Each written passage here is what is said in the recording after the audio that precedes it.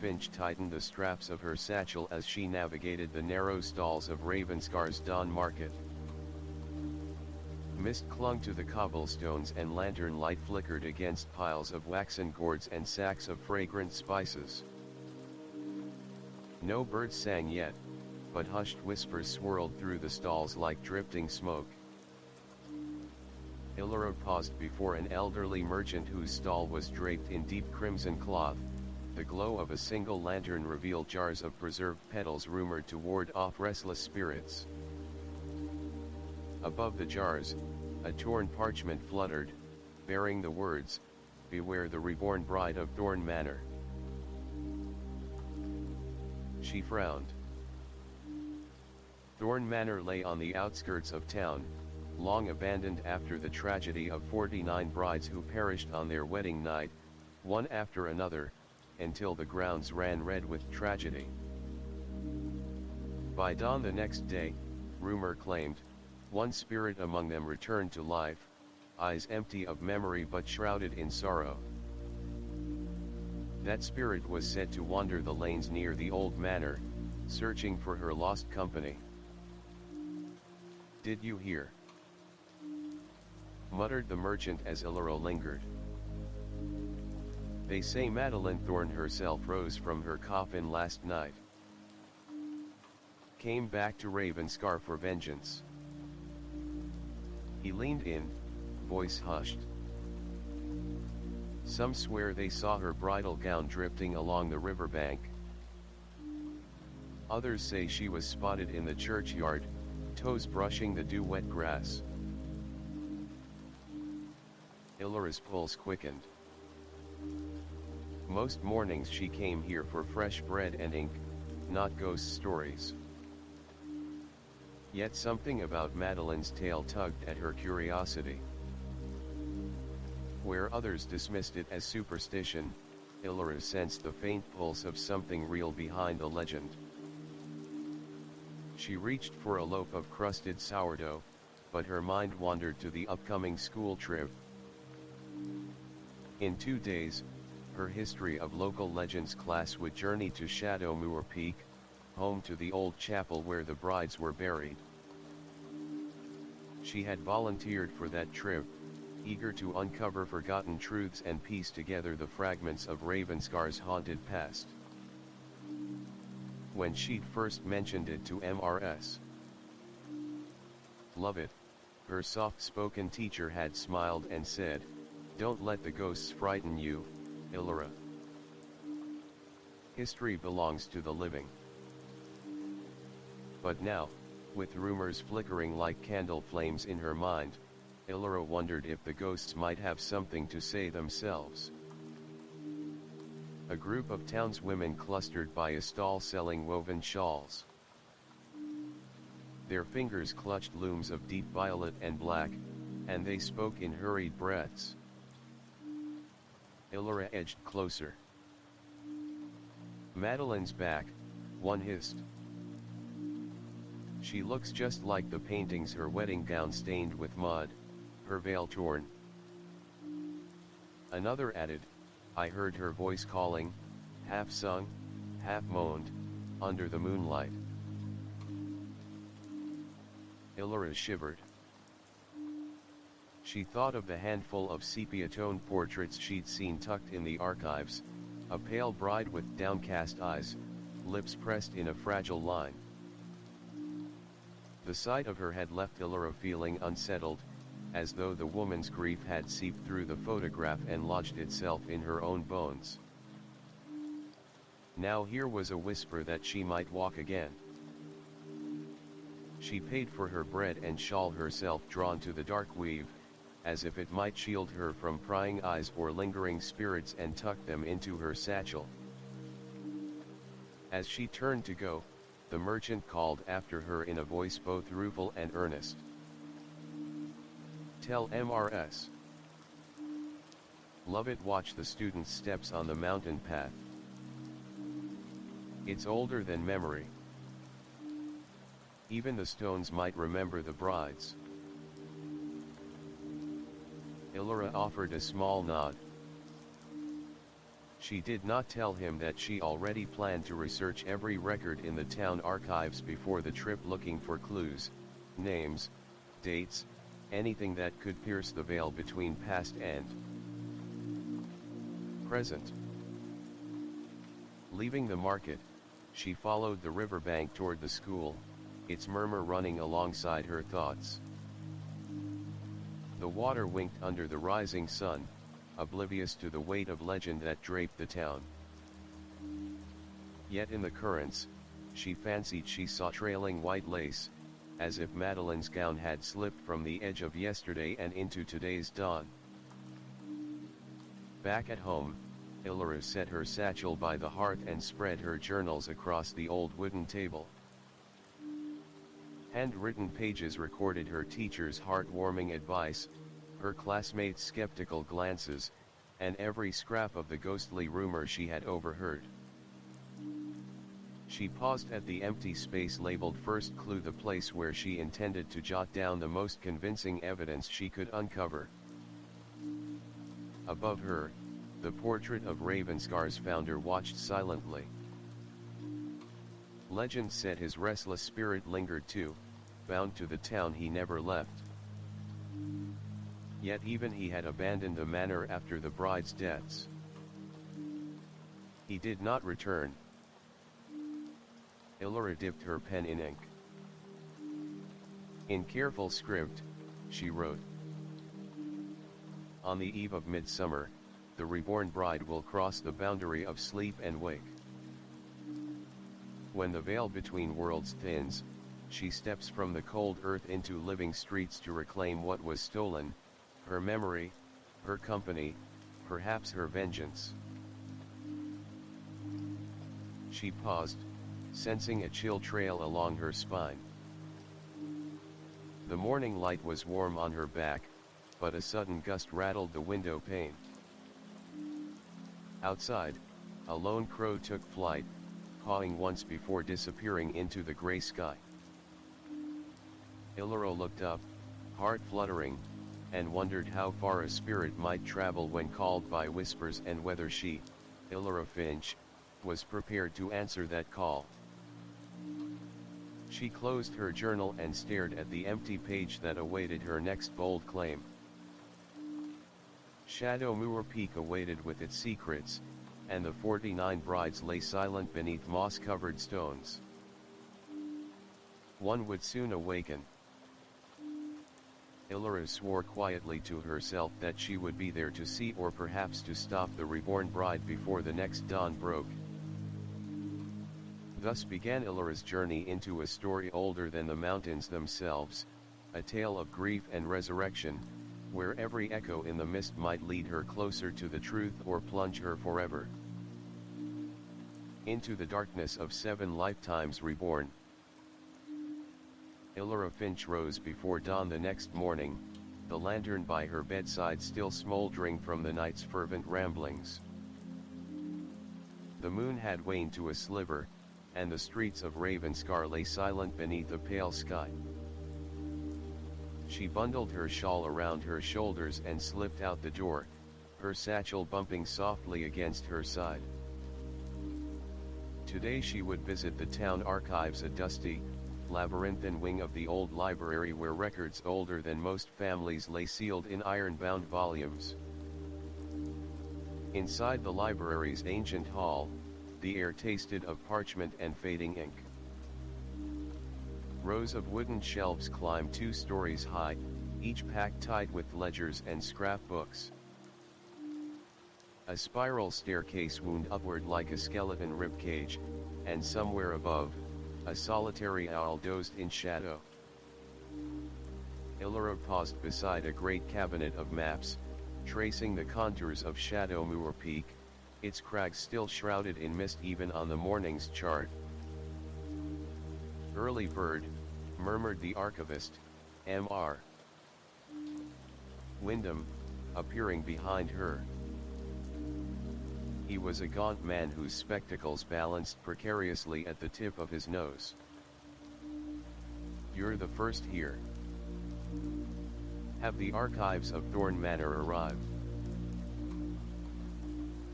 Illyra nodded and extended a folded request. I need anything related to the 49 brides and any mention of a returned bride, Madeline Thorne or otherwise. He frowned at the form. Most of that material is sealed for preservation. But I can fetch you the travel journals and burial registers from 1821 to 1830. That should cover the period you need. He led her to a narrow alcove where a table sat beneath a wrought iron lamp. Carefully, he placed 3 hefty tomes before her, their leather spines cracked and eroded. Alone, Illyra cracked open the first volume, the travel journal of Reverend Alcott. The Reverend had visited Ravenscar on his way to minister at a neighboring parish. His handwriting was meticulous, pen strokes poised. Illyra's heart raced as she read entries dated summer of 1825. At the summit of Shadow Moor, beneath the shelter of ancient yews, I observed the interment of 8 souls, all brides of Prince Thorne. Their graves were laid in a perfect semicircle, whispered legends claiming each woman had perished within hours of her joyous vows. The undertaker's ledger numbered them together, but no name exceeded the count of 49. Townsfolk speak of a final bride, said to have vanished from her coffin as dawn broke. Illyra paused. Vanished from her coffin. The phrase echoed in her mind like a chant. She flicked to the next journal, the widow's memoir of Lady Adrienne Marsh. Adrienne's hand trembled on the page as she recounted visiting the mourning family in the manor's parlor. They displayed her likeness in oils, but on the night of her funeral, the candlelight revealed something amiss: Madeline's wedding ring, missing from her cold hand. The ring remained unaccounted for, and whispers said she roamed the chapel in search of it, lamenting its loss beneath the moon's pale glare. Before Illyra could continue, a cold breeze whispered through the open window, carrying with it the faintest hint of something floral and rotten. She shivered and closed the book. A chill dipped her spine. The archive suddenly felt less like a repository of history and more like a tomb of unsettled souls. Mr. Wyndham cleared his throat. You're finding interesting details? He asked, peering over his glasses. Illyra nodded, pointing to the entry. Do any of these witnesses mention seeing the bride alive again? Or any sign of resurrection? The archivist shook his head. Only in fragments. No official account. Except in the undertaker's ledger, which mysteriously burned in a fire 15 years ago. That file is gone. He tapped his finger on his lips. Some say the fire was no accident. Others say the undertaker, driven mad by grief, destroyed it himself. Illyra closed her eyes. Without that ledger, the count of brides remained forever ambiguous. She turned to the 3rd volume, a compendium of Ravenscar folklore. Flipping through pages of ghostly illustrations, she found a poem scrawled in shaky ink. At the thorn-bound chapel doors, a bride shall rise, her voice implores. Her sisters lost in silent graves. Return to light or doom the brave. Illyra ran her finger beneath the verses. The poet's name was illegible.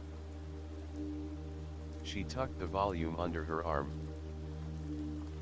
Thank you, she whispered to Mr. Wyndham. This helps more than you know. Outside the library, gray clouds drifted overhead, as if shadowing her purpose. Illyra retrieved her shawl and wrapped it tighter, the wool's dark threads rumbling softly like a caution.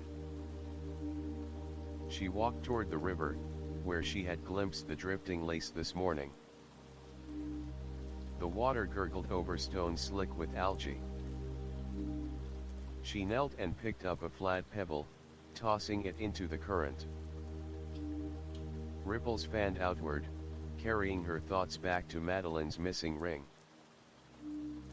If she could locate that ring, if it still existed, it might serve as a talisman bridging past and present. Footsteps approached on the cobbles. Illyra glanced up to see Rowan Blake, her classmate and fellow legend hunter, leaning against the low parapet. Rowan was tall with dark hair that fell in tousled waves, and his gaze held both skepticism and genuine curiosity. Burning the candle at both ends. He teased, though his eyes stayed serious. I thought you'd be in class this morning. I needed primary sources, Illyra replied, smoothing her skirt. The archives yielded more questions than answers. The ledger is gone, the ring vanished, and the legend only grows murkier. Rowan pushed to his feet and offered her a flask. Tea. He uncapped it and handed it over. The liquid smelled of cloves and mint. I made extra for the hike. Thought you might need it? She smiled, sipping the warm brew. Thanks. I'm putting together a list of clues, broken records, missing artifacts, cryptic poems. If Madeline has truly walked these streets again, we'll need every fragment to track her. Rowan nodded. I'll help. I've scoured old letters in my grandfather's attic. He once lived near Thorn Manor. He mentions a night when he heard mournful singing off in the forest. Illyra's eyes brightened. Singing. That could be the half-moaned lullaby people described. We should compare notes tonight. They fell into a companionable silence, watching the river's surface. A lone swan drifted by, its white feathers gleaming like a ghost beneath the sallow light. Illyra's gaze lingered on the bird. There was something regal yet sorrowful in its posture, as though it carried the memory of every bride lost to the mountain's embrace. When the last sip of tea warmed her belly, Illyra stood and tucked the flask into her satchel. Let's meet at MRS. Lovett's classroom after school. I'll show you the exhibits I've copied. Rowan agreed, and they parted, he to gather his attic letters, she to chase the next whisper. That afternoon, Illyra returned home, her mind buzzing with fragments of verse and ledger entries. She paced her small chamber, arranging envelopes on her writing desk, Reverend Alcott, Lady Marsh, unknown poet, and a final empty envelope labeled Future Findings. Each contained photocopies of critical pages. She stared at the blank envelope, feeling its pulse of promise. Night settled heavy and still. Illyra lay in bed, shawl draped over her legs, the pages of her journal open beside her. She wrote feverishly. Clue number 1, The Undertaker's ledger burned in 1905. Need eyewitness account of the fire. Clue number 2, Madeline's ring missing. Search local pawn shop records for any 1825 sale. Clue number 3, lamenting lullaby heard at night. Interview night watchmen or former groundskeepers. Tonight, the air carries a scent of lilacs and damp earth. A distant voice, a single, warped note floats through the open window. I rise to investigate. She paused as a melodic fragment drifted upward, a lone soprano tone quavering like a breath drawn through a cracked chalice. Illaра's heart pounded. She slipped from bed, grabbed her shawl, and crept to the window. Below, the lane glimmered in moonlight. At the far end stood a figure in a tattered white gown, its back turned. The figure tilted its head, as though listening. Then it took a step toward Illaра's house, pale fabric drifting like mist. Illaра's breath caught. She fumbled for her lantern but stopped. If the bride sought her, perhaps she wished to speak. The old stories said that spirits needed invitation to enter a home. Gathering courage, Illara tore a scrap of paper from her journal and wrote a single line, "Come to me at the library." She tied it with string to a small stone and lifted it into the night breeze. It clinked as it fell, rolling to a stop near the figure's feet. The bride paused, then without turning lifted one slender hand and touched the note. Illara watched, heart thundering, as the figure vanished into the mist with the paper in hand. For a moment, the night was silent, then the breeze carried a faint, sorrowful sigh up to her window. Illara held the moment in her chest, every nerve alight. She knew the journey had truly begun. The archives had offered pieces, Rowan had pledged his help, and now the bride herself had acknowledged the summons. Tomorrow, under the trembling light of dawn, Illara would stand at Shadow Moor Peak, lantern in hand, to meet the spirits that waited in the mountain's ancient heart. She closed her eyes, whispering a promise, "I will uncover your story, Madeline Thorne. I will set you free or join you in the darkness."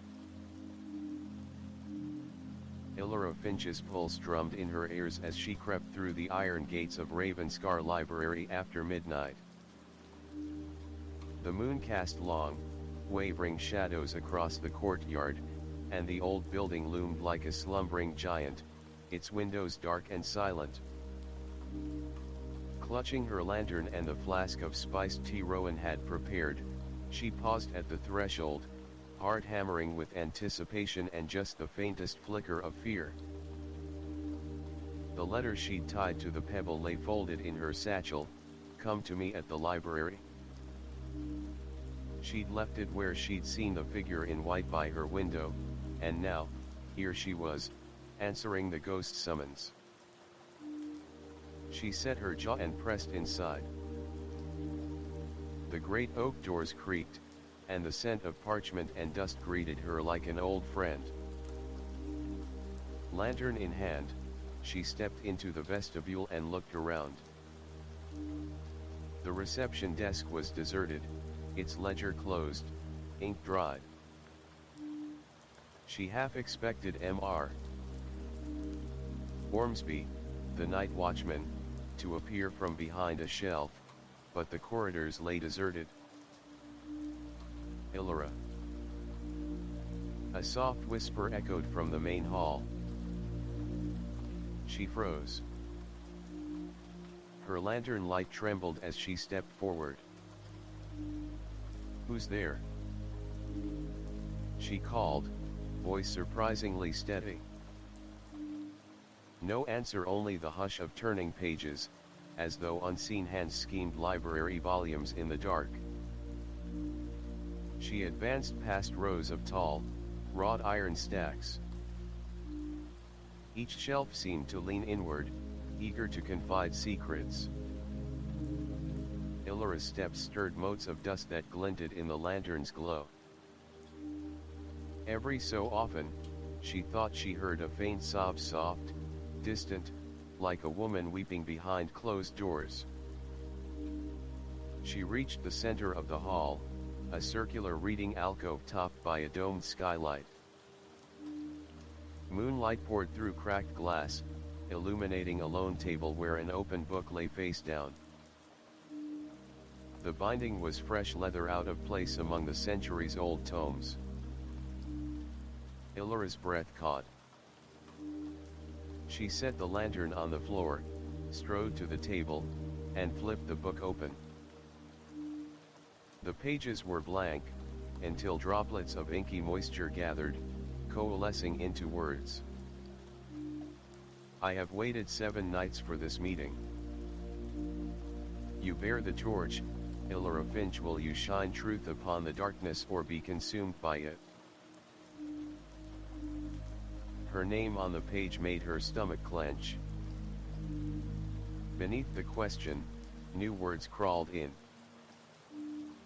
Turn the page, and follow the bride. She hesitated only a moment before doing exactly that. The lantern tremor revealed an illustration, a winding staircase descending into stone, lit by sconces. The caption, in spidery script, the catacombs beneath. A sudden chill brushed her neck, and she spun around. There, standing beneath the archway leading to the restricted wing, was the figure in the bridal gown, Madeline Thorne, or her echo. Moonlight caught the shredded lace of her veil, the petals of a long-faded bouquet clutched in her gloved hand. Her face was obscured by shadow, but her posture brimmed with longing. Illyra's heart pounded. She swallowed, finding voice. Madeline. The bride inclined her head, then turned and drifted toward a narrow door marked staff only.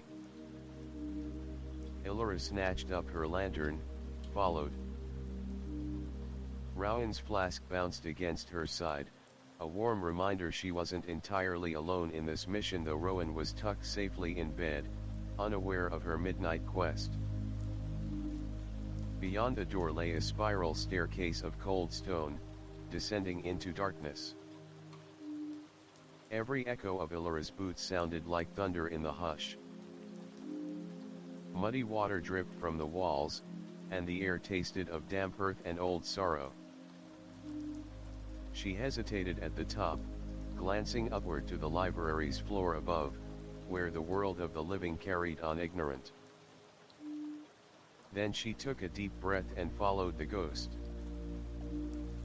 At the bottom, the corridor opened into a vaulted chamber lined with alcoves and skeletal remains. Gargoyles carved into the walls leered down, their wings flaked with moss. Candles black as pitch burned upon pedestals, their flames limp and smoky. In the center stood a raised dais, atop which perched a single coffin, black cedar bound with iron bands, its surface carved with roses and thorns. Illyra's lantern threw long shadows across the chamber, and at its edge, she glimpsed movement. Another figure, a tall man in a tattered uniform, cloak trailing like a living shadow. His face was gaunt, cheeks hollow, eyes sunken. She recognized him from a brittle photograph in the archives, Alastair Trent's groom of the first bride, who had died on their wedding night. His voice rumbled, low and hollow, "You should not be here." Illyra swallowed against the dry lump in her throat. Gathering courage, she stepped forward. I came to set things right. To learn the truth. The ghost bride drifted to the coffin, pressed a skeletal hand to its lid. A tremor ran through the air as the coffin creaked open. Inside lay a shattered ring of blackened silver, its gems dulled and chipped. Alistair's hollow gaze fixated on Illyra. That was hers, Madeline's promise to me. Stolen, lost, then shattered in blood. Without it, her spirit cannot find peace. Illyra knelt beside the coffin, brushing away dust. I'll find the pieces. Restore it. I swear. She felt the bride's presence at her shoulder, and when she dared look, saw pale lips tighten in something like sorrowful approval. Alistair Trance extended one brittle hand, offering her a single shard of the ring, a tiny fragment inscribed with a single word, forgive. Then, without warning, the candles extinguished. The room plunged into darkness. Illyra's lantern sputtered, she struck it against her palm until it flared anew. In that moment, Alistair and the bride had vanished, leaving only the open coffin and the shard of ring in her hand. Her lantern trembled as she pressed the shard to her lips, tasting cold iron. The word forgive glowed faintly against the metal. She tucked it into her satchel next to the journals and stepped back toward the staircase. She climbed up, breath ragged, and emerged into the library's hushed hall. The door slammed shut behind her with a thunderous clang, and she whirled to find the room empty. No bride, no groom, just the soft tick of the librarian's old clock. Illyra leaned against the oak door, heart pounding. The night had unveiled a new quest: recover the shattered ring, reunite its pieces, and unbind Madeline's sorrow. Tomorrow, she would seek Rowan's help to decode the inscription and uncover where the other fragments might lie. Above her, the library's dome reflected moonlight that softened to dawn's pale glow.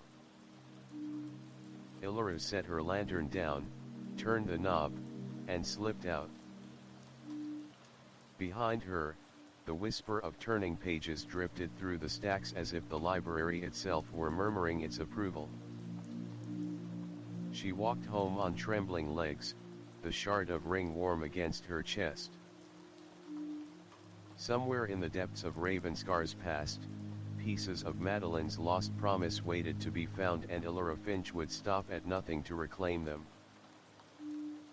Illyra Finch arrived at Ravenscar Academy just as the first tendrils of sunlight washed over the ivy-clad facade.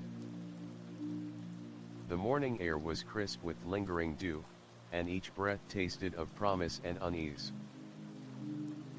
Clutching her satchel close, she made her way to Mrs.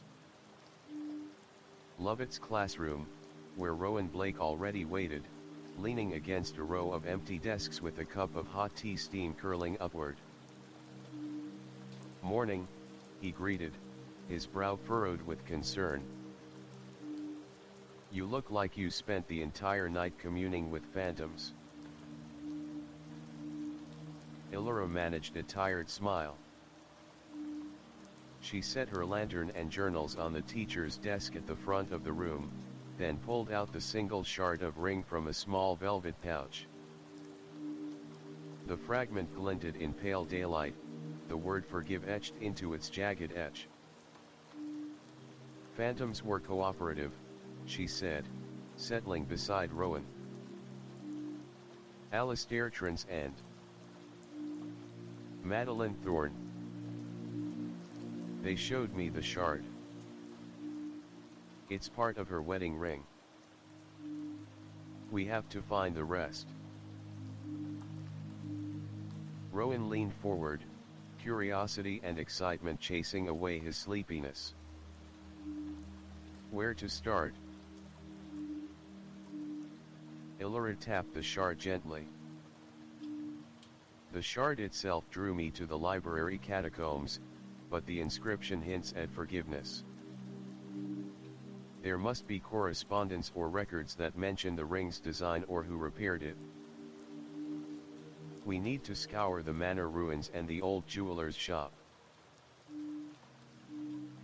Rowan nodded. My grandfather's attic letters mentioned a traveling craftsman who visited Ravenscar in 1825. He was said to have shaped bridal jewelry. His workshop was on Lantern Lane, now abandoned. We could check the ruins of Thorn Manor too. They spent the morning in hurried preparation, copying entries from the compendium of Ravenscar folklore, making a sketch of the ring fragment, and plotting their route on a fold-out map. By midday, equipped with lanterns, a coarse rope, and Rowan's flask of spiced tea, they set off toward Lantern Lane. The road wound through narrow alleys where ivy strangled stone walls and half-collapsed roofs leaned inward. A few curious townspeople peered from windows, but most hurried inside, casting uneasy glances at the pair. It wasn't every day that teenagers carried lanterns and spoke with uncanny seriousness about ghosts and broken rings. At the intersection with Lantern Lane, they paused.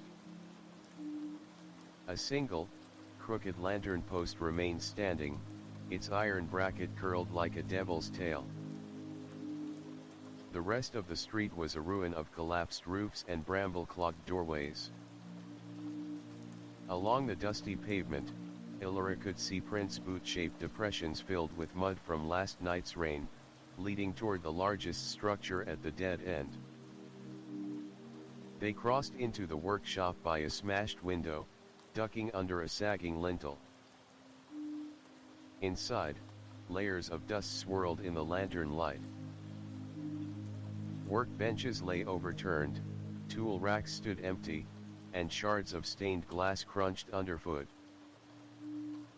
On the far wall, a broken sign painted in curling script read, Alphonse Delacroix, Master Jeweler. Illyra's heart thudded. Delacroix, the itinerant craftsman mentioned by Rowan's grandfather. If anyone knew the ring's original shape or secrets, it would be him.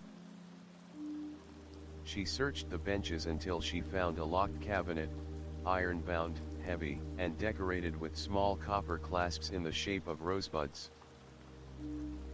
The lock was rusted but yielded under Rowan's patient prying. Inside lay dozens of leather-bound ledgers, orders, and receipts for jewelry repairs. Illyra flipped to the page dated June 12, 1825, and found an entry in Delacroix's flowing hand. Commission, bridal set for Madeline Thorne.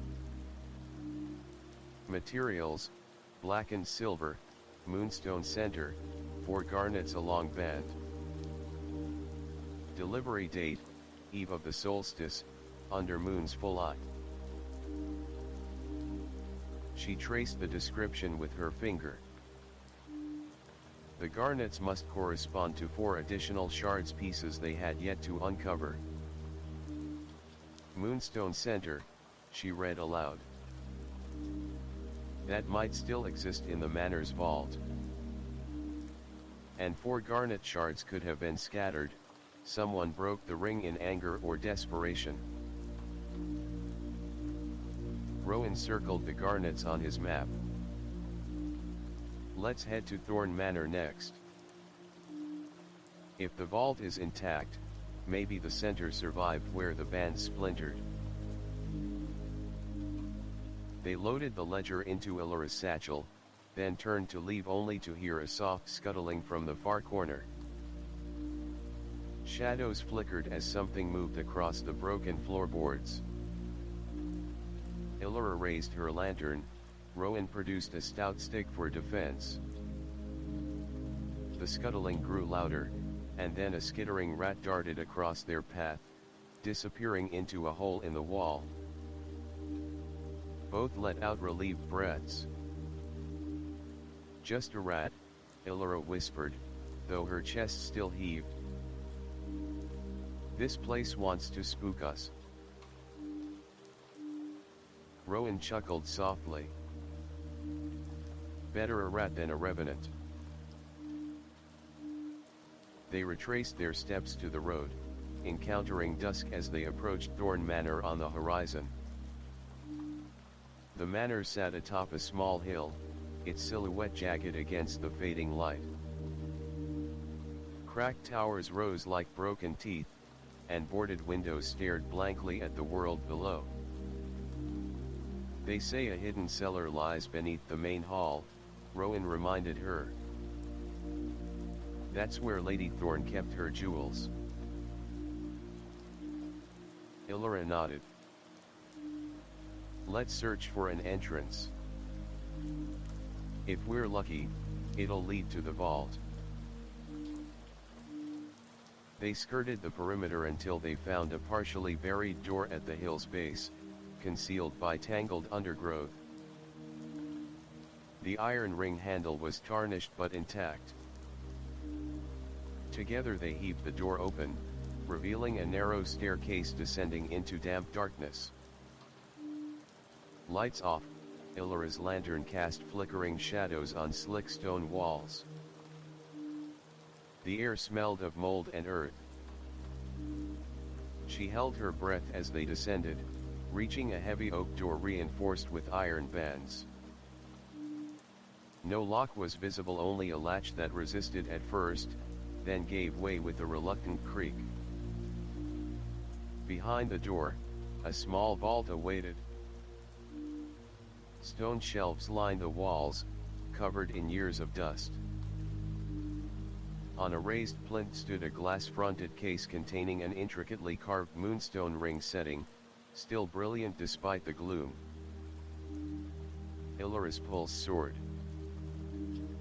"It's the setting," she breathed, stepping closer. But the glass had cracked along one edge, and the setting was missing its central stone. The four mounting points lay empty, suggesting the garnets had been pried free long ago, perhaps as offerings, or fragments hidden elsewhere. She gingerly lifted the case. Underneath lay the missing moonstone, a flat, oval gem clouded with age. She slipped it into a protective cloth and tucked the moonstone into her satchel alongside the ledger and ring shard. "3 more garnets to find," she whispered. "And then we can reconstruct the ring in full." Rowan examined the shelves. "Anything else of use?" He pointed at a dusty box labeled Trent's Estate, Personal Effects. Inside lay faded letters, a broken locket, and a small journal bound in black leather with silver clasps carved like thorns. Illyra carefully opened the journal. The pages were brittle but the ink still legible. The first entry read, "I fear Madeline's spirit grows restless. Without her ring, she drifts between realms. Alistair mourns her absence in life and death. If the ring cannot be restored, I pray forgiveness will bind our souls one last time. Catherine Trent's, 1826. Illyra's eyes stung. Catherine Trent's, Alistair's sister, had sought to mend a broken vow long ago. Her prayer for forgiveness mirrored the word on the ring shard. There was hope here. "We'll find her prayer," Illyra said softly, "and give it shape." Distant thunder rumbled as they made their way back up the stairs, the storm that had been dormant in the clouds finally stirring. When they burst through the vault door, rain began to patter on the hill above. Outside, lightning split the sky. Illyra clutched her satchel, now heavy with treasures and secrets. "We need to catalog everything," she said. Then returned to the library to study Catherine's journal. "Somewhere in those pages we'll find clues to the Garnet's fate. And forgiveness." Rowan offered her the flask of tea, now cool but comforting. "One step at a time," he said. "But you're right. We're closer than ever." Back on the road, they walked side by side, the manor's dark silhouette receding behind them.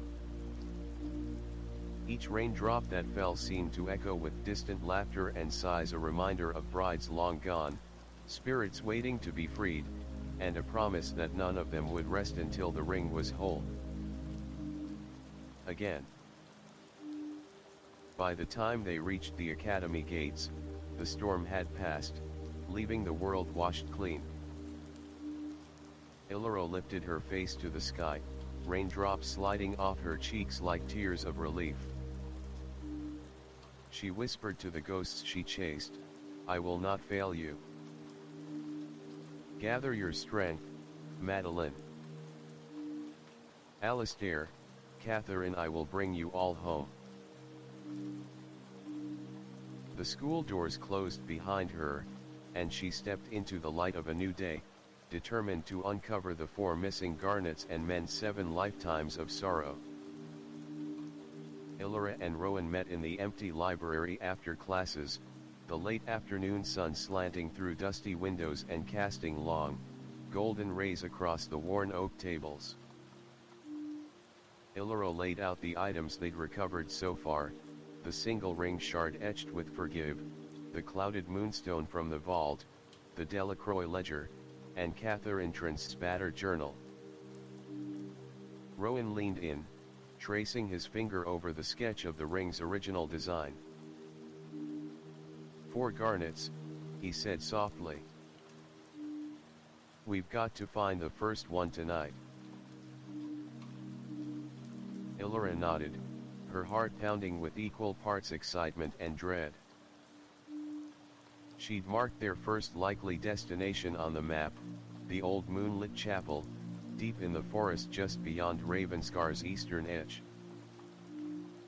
Legend held that brides would wander there when the moon was full, lured by the silver light reflecting off a single, crimson gem embedded in the chapel's sacrificial altar. That gem must be one of Madeline's lost garnets. They set out at dusk, traveling on foot along the winding path that led from the town boundary into knotted woods. Tall oaks and birches bent overhead, leaves whispering in a breeze that carried hints of damp earth and moss. As they walked, Illyra clutched her satchel so tightly that the ledger's leather binding creaked. "You sure this is safe?" she whispered. "Safe?" Rowan laughed quietly. "Nothing about this is safe." He scanned the deepening shadows. "But it's our best lead. If we retrieve that garnet, we'll have halfway to restoring the ring's full power." Night fell as they reached a clearing. There, bathed in a pool of moonlight, stood the chapel's ruined silhouette, low stone walls covered in creeping ivy, a collapsed roof that sloped toward an altar carved of black marble. Silver rays of the full moon shone through the broken beams, illuminating an obsidian slab at the altar's center. Embedded in the slab, glinting like a drop of blood, sat the first garnet. Illyra's breath caught. There it is. She stepped forward, but Rowan grabbed her arm. Wait. He emptied the flask by way of demonstration.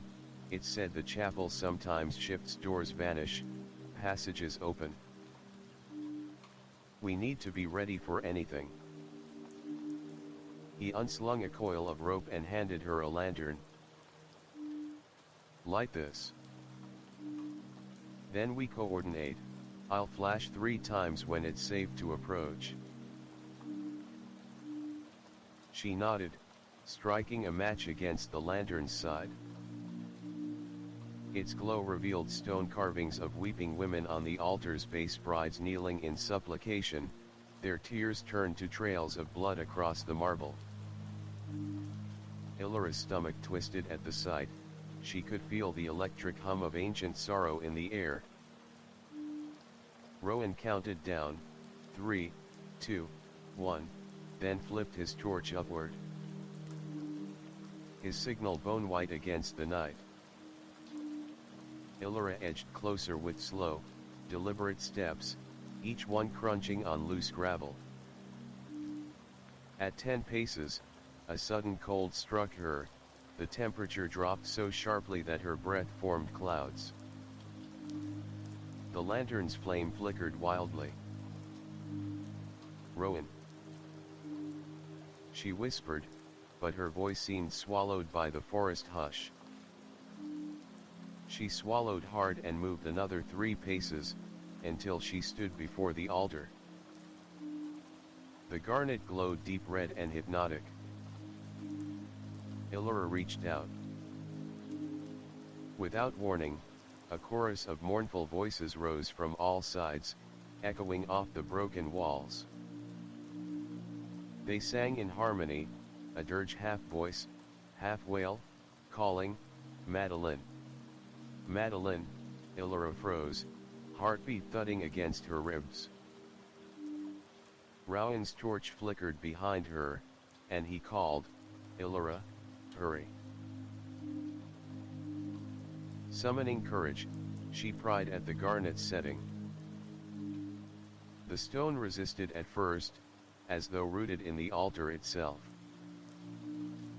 Her fingers slipped on cold marble, but then there was a sharp click, the gem released, and she grabbed it, cradling it like a bird fallen from its nest.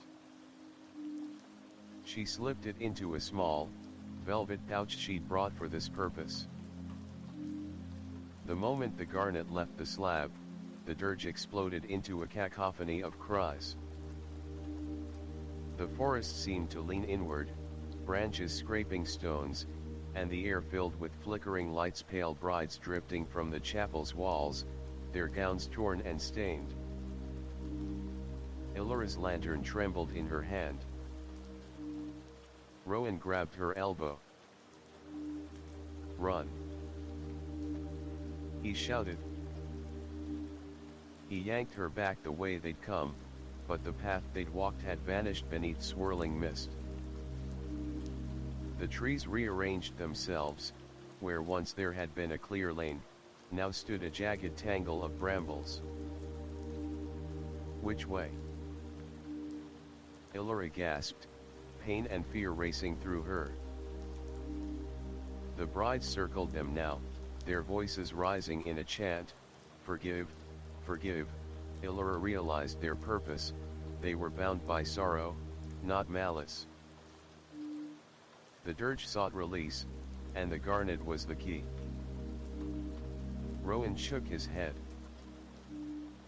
"We need to follow the chant." He pointed toward a narrow gap between 2 giant trunks where the whispers seemed faintest. Without hesitation, he led her through the opening. Thorns snagged his coat, but he pushed on, tearing free and urging Illyra forward. They burst out of the forest into the moonlit clearing once more, breaths ragged, and hearts pounding. The bride's apparitions faded at the tree's edge, their dirge lingering like a sigh carried away on the wind. Illyra sank to her knees, opening the velvet pouch.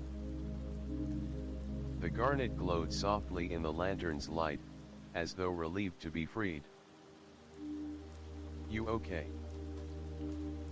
Rowan asked, scanning her face with worry.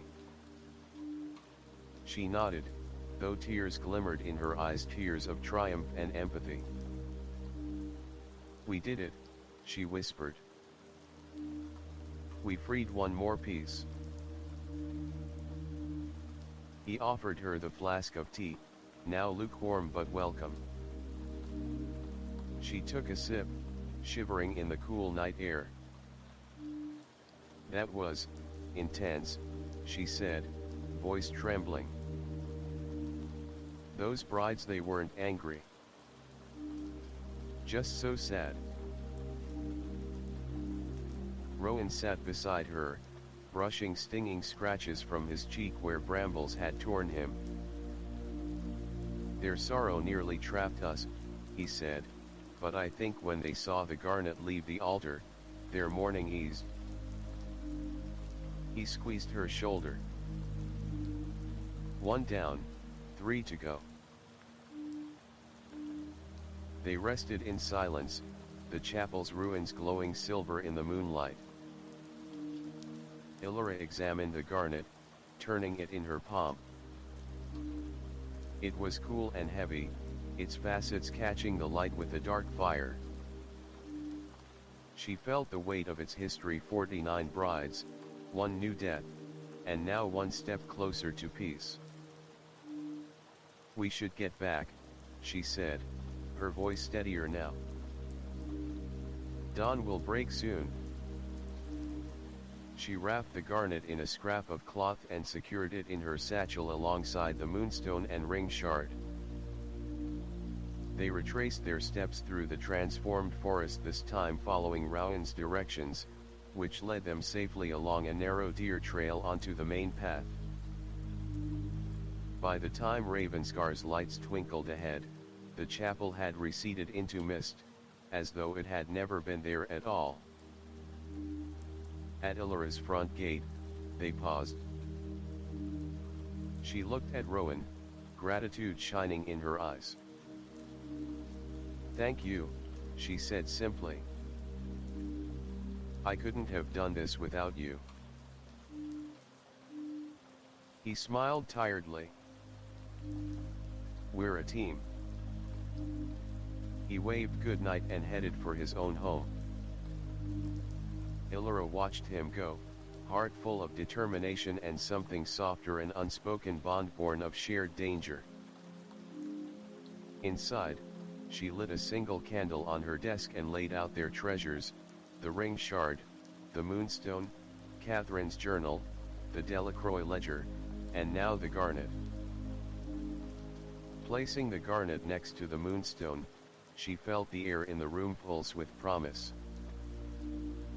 She opened her journal to a fresh page and wrote, "Garnet number 1 retrieved from moonlit chapel altar at midnight. Bride's sorrow acknowledged. Next targets, the Pawnmaster's Trove on Market Street, and the Lost Chapel in the North Woods. Seek clues in the town's old registry.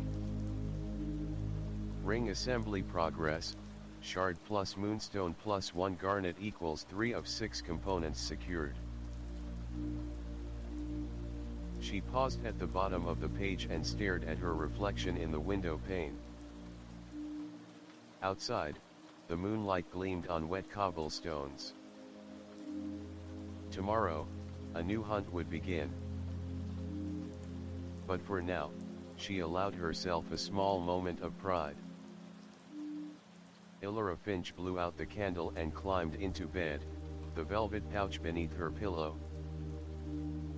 In her dreams, she wandered through corridors of rose-thorn maze, guided by a single crimson light.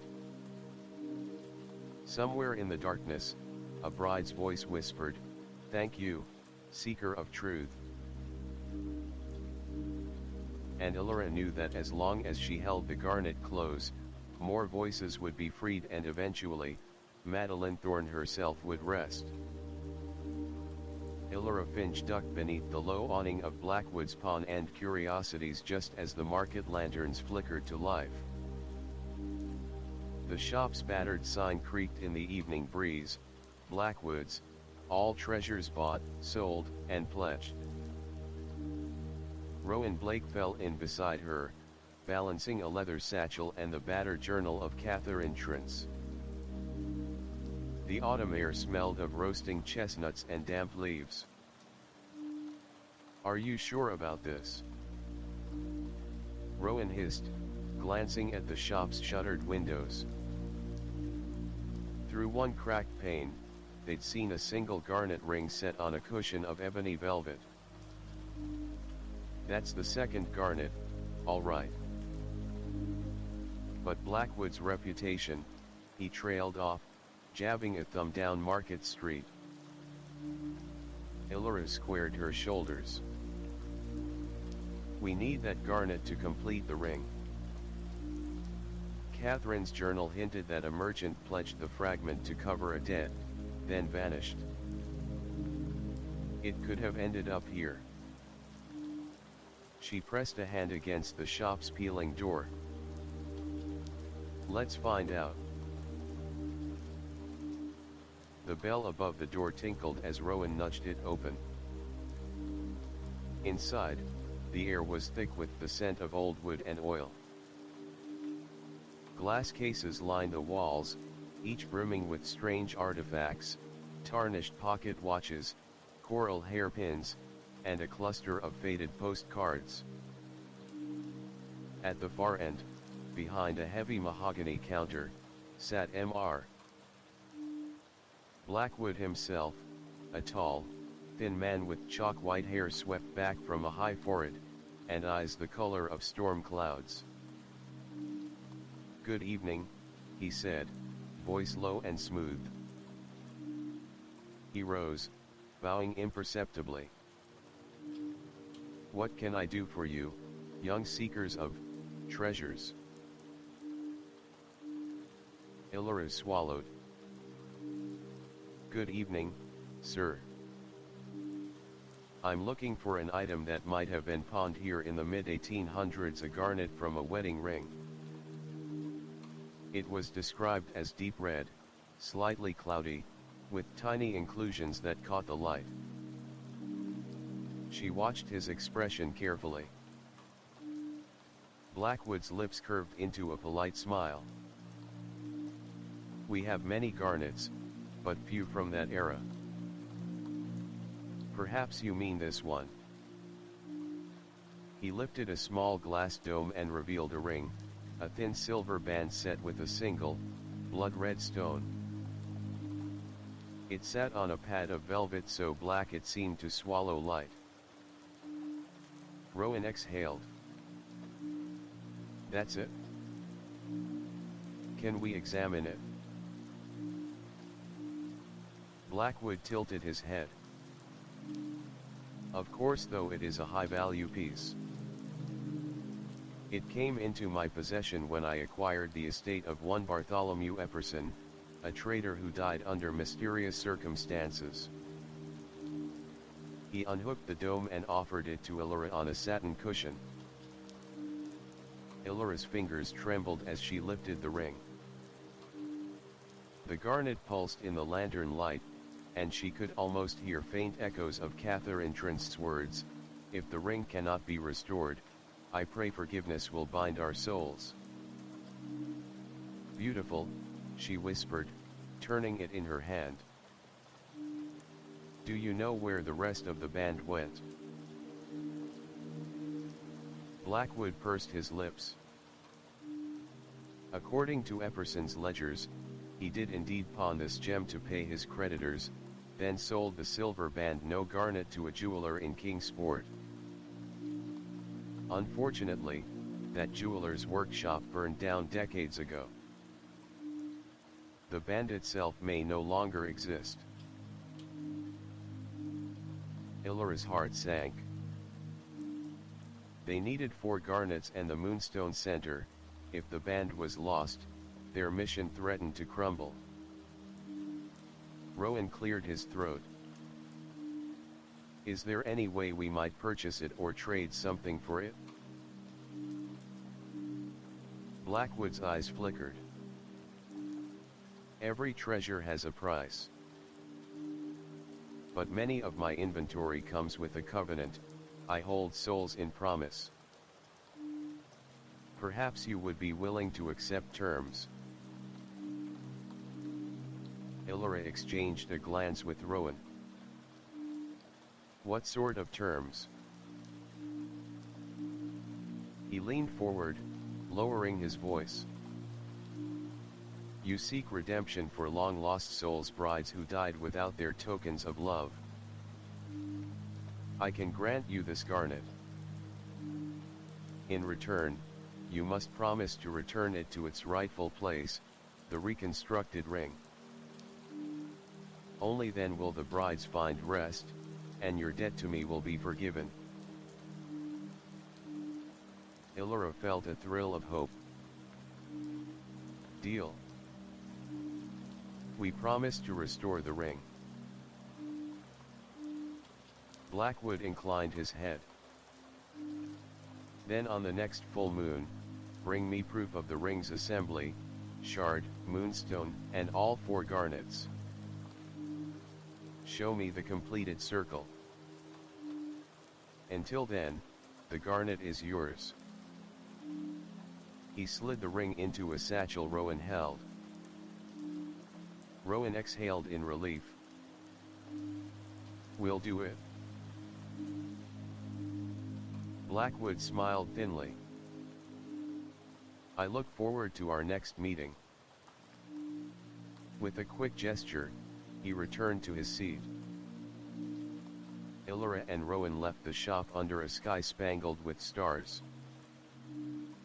The garnet weighed heavy in her pocket, and in her mind she already heard the bride's gentle sighs of gratitude. But thoughts of the lost silver band gnawed at her. If it truly was gone, how could they reassemble the ring? They walked along Market Street, passing shuttered stalls and lamp-lit archways. Suddenly, Rowan stopped. Wait, there's something else. He fished Catherine's journal from his satchel and thumbed through the brittle pages. Catherine mentioned a missing clasp, not the band. She wrote of a secret compartment inside the chapel's sacramental chest at Kingsport Cathedral, the same guild that employed Delacroix. Illyra's eyes brightened. If the band was hidden in Kingsport Cathedral's chest, maybe it survived the fire. We need to find records or survivors who know the chest's fate. Rowan nodded. There's a historian in Ravenscar, Professor Groves. He specializes in cathedral archives. We can ask him tomorrow. They turned a corner and nearly ran into Mrs. Lovett, who was returning home from evening errands. Her kind eyes widened as she saw the garnet satchel. Illyra, Rowan, what are you doing out so late? Illyra forced a smile. Research. We found another piece of the ring. She unzipped the satchel to reveal the garnet. Mrs. Lovett gasped. My word, that's the missing gem from the Solstice ring. You two are braver than I thought. She placed a hand over her heart. Be careful. Ravenscar has a way of testing one's courage. They promised to be safe and hurried on. Once they were alone, Rowan let out a low whistle. That was too easy. Illyra frowned. Miracles don't come cheap. Blackwood's favor may cost more than we think. Over the next days, they plotted their course, visit Professor Groves at the old university wing, delve into the cathedral's documents, and then journey to Kingsport if necessary. Each plan added more names and locations to their map: the cathedral's crypt, the Guild of Carvers in the Port District, and eyewitness accounts preserved in shipping manifests. But that night, Illyra dreamt she stood in a circle of roses beneath the moon. The silver band floated before her, broken in 5 places, each gap lined with dark garnet light. A chorus of brides drifted around her, voices gentle yet insistent: "Bring us home. Complete our promise." When she awoke before dawn, she felt the sleeper's plea echo in her bones. She dressed quickly and found Rowan waiting in her hallway, clutching a stack of parchment. "I visited Professor Groves," he said quietly. "He sent these copies shipment records showing that a wooden chest labeled Sacrament Alia was delivered to Kingsport Cathedral in 1826. After the fire, it was moved to a side vault. The gargoyle statues marking that vault might conceal its key." Illyra scanned the parchments, heart pounding. "We leave at first light." By sunrise, they were en route to the university wing, Catherine's journal nestled in Illyra's satchel alongside the first garnet. Rowan carried the ledger and a small toolkit. Outside the ancient archway of the university, they paused beneath climbing ivy and stared at the carved crest above the door, a silver ring encircled by 4 tiny gems. "Illyra," Rowan whispered, "this is a sign. Our ring's arms extend beyond Ravenscar." She took his hand for a moment, drawing strength from his steady presence. "Together, we'll finish this promise." And so they walked into the dawn of a new quest, the Pawnmaster's covenant fueling their resolve and the bride's whispered hope guiding their steps toward the next piece of the circle. Tomorrow, Kingsport Cathedral, its vaults of stone and shadow, where the missing silver band and perhaps a surprise encounter await them. Illyra Finch stood at the edge of the mist, shrouded key, breathing in the briny air as Rowan Blake guided their rented carriage toward the speared silhouette of Kingsport Cathedral. The early morning sun was a pale disk behind scudding clouds, and the salt-wet breeze carried the distant cry of gulls. Behind them, the quay's cobblestones were slick with last night's rain. Ahead, the cathedral's grey stone walls rose like a fortress over the tide. "Are you ready?" Rowan asked, tightening the straps on his leather satchel. Inside lay Catherine Trent's journal, the Delacroix ledger, the Forgive shard, the moonstone, and 2 garnets, one from the moonlit chapel and one from Blackwood's trove. Now, at long last, they would recover the silver band that bound them all. Illyra nodded, her heart thundering. "More than ready." The shipment records said the sacramental chest was moved to the what did Professor Groves call it? The whispering vault beneath the cathedral's crypt. Rowan adjusted his cloak. "Yes." He warned that the vault's entrance is hidden behind the carved gargoyles in the north transept. "We'll have to be careful, security is tighter here than in Ravenscar." They left the carriage in a narrow alley and approached the cathedral's great bronze doors, their fists raised to rap in unison. No response, only the echoing clang. Steeling herself, Illyra slipped inside on Rowan's cue, and they crept down a side corridor, following the map Rowan had sketched from Professor Groves's documents. The cathedral's interior was colder than the coastal air, and the hush of worshippers long gone pressed in on them. Stained glass windows cast mosaics of crimson and gold across the flagstones. In the north transept, two winged gargoyles leering beasts with twisted horns flanked a tapestry of embroidered saints. Between the gargoyles, a seam in the stone suggested a hidden door. Rowan held the Delacroix ledger open to a penciled sketch showing a hidden latch in the right gargoyle's eye socket. Illyra knelt and slid a slender blade into the socket. With a soft click, the gargoyle rotated inward, revealing a narrow stairway descending into darkness. Rowan blew out his lantern and relit it, then offered it to Illyra. "After you." She tightened her gloves and began the descent.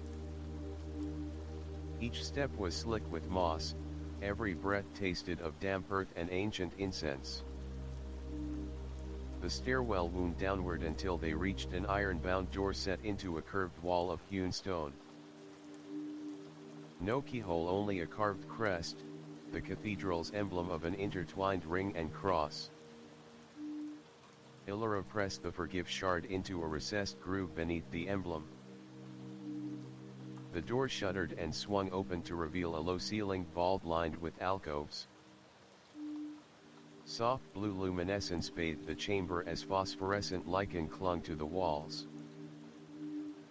In the center stood an oaken chest bound in iron, its lid carved with twisting vines and roses. Rowan swallowed. "This must be it." Illyra stepped forward, her lantern casting dancers of light across the vault. She placed her hand gently on the chest's lid.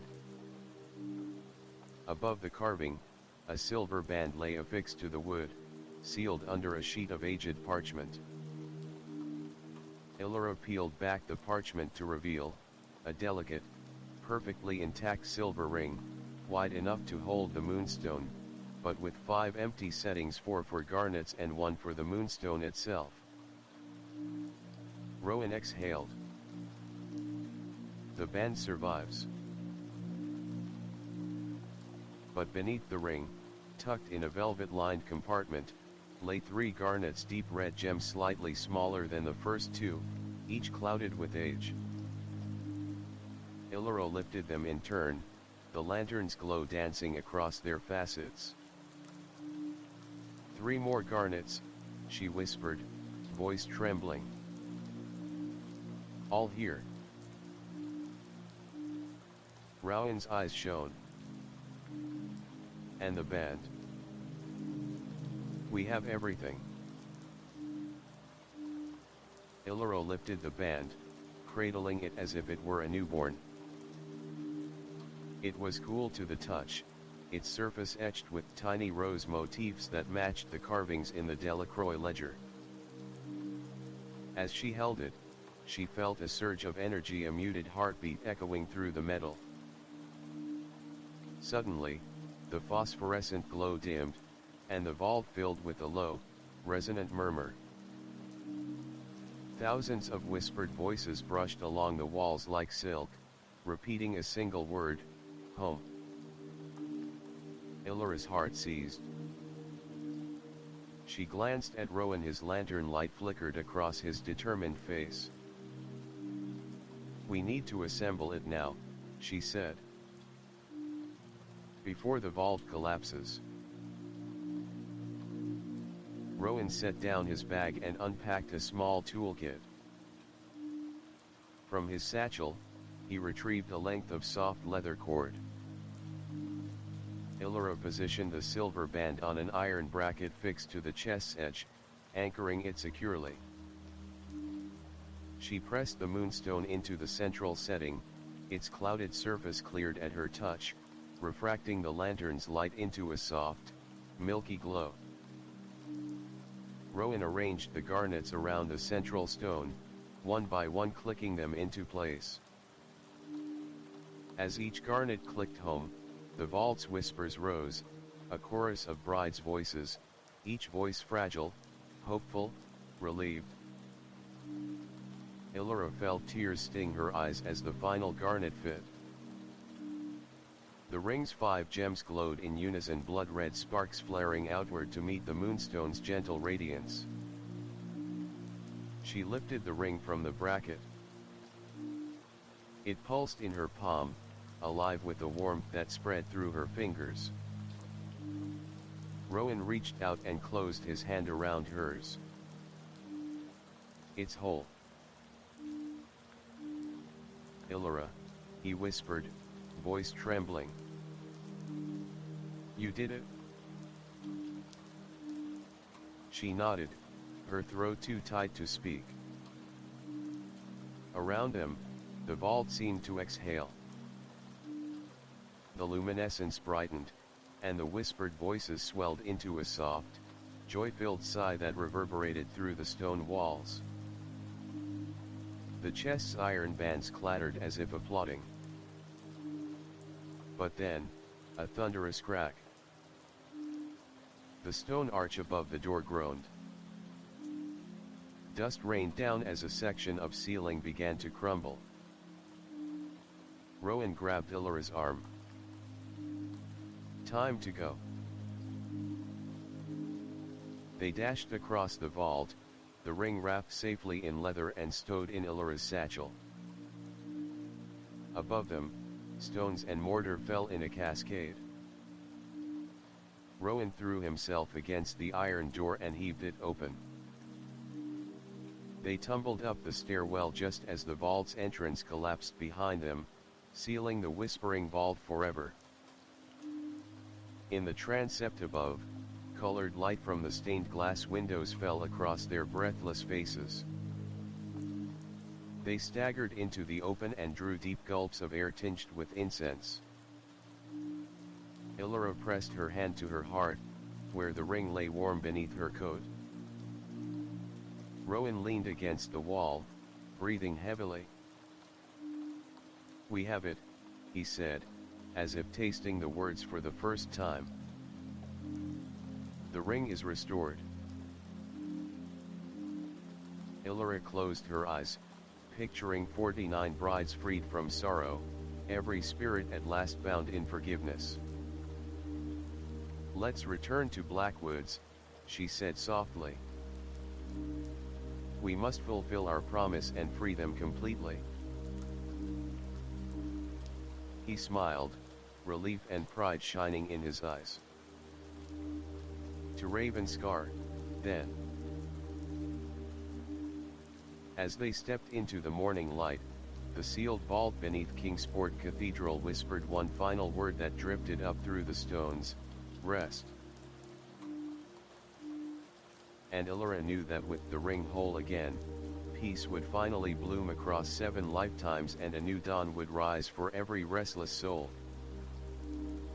Illyra Finch awoke before dawn again, the pale light of a new morning filtering through her curtains like hope reborn.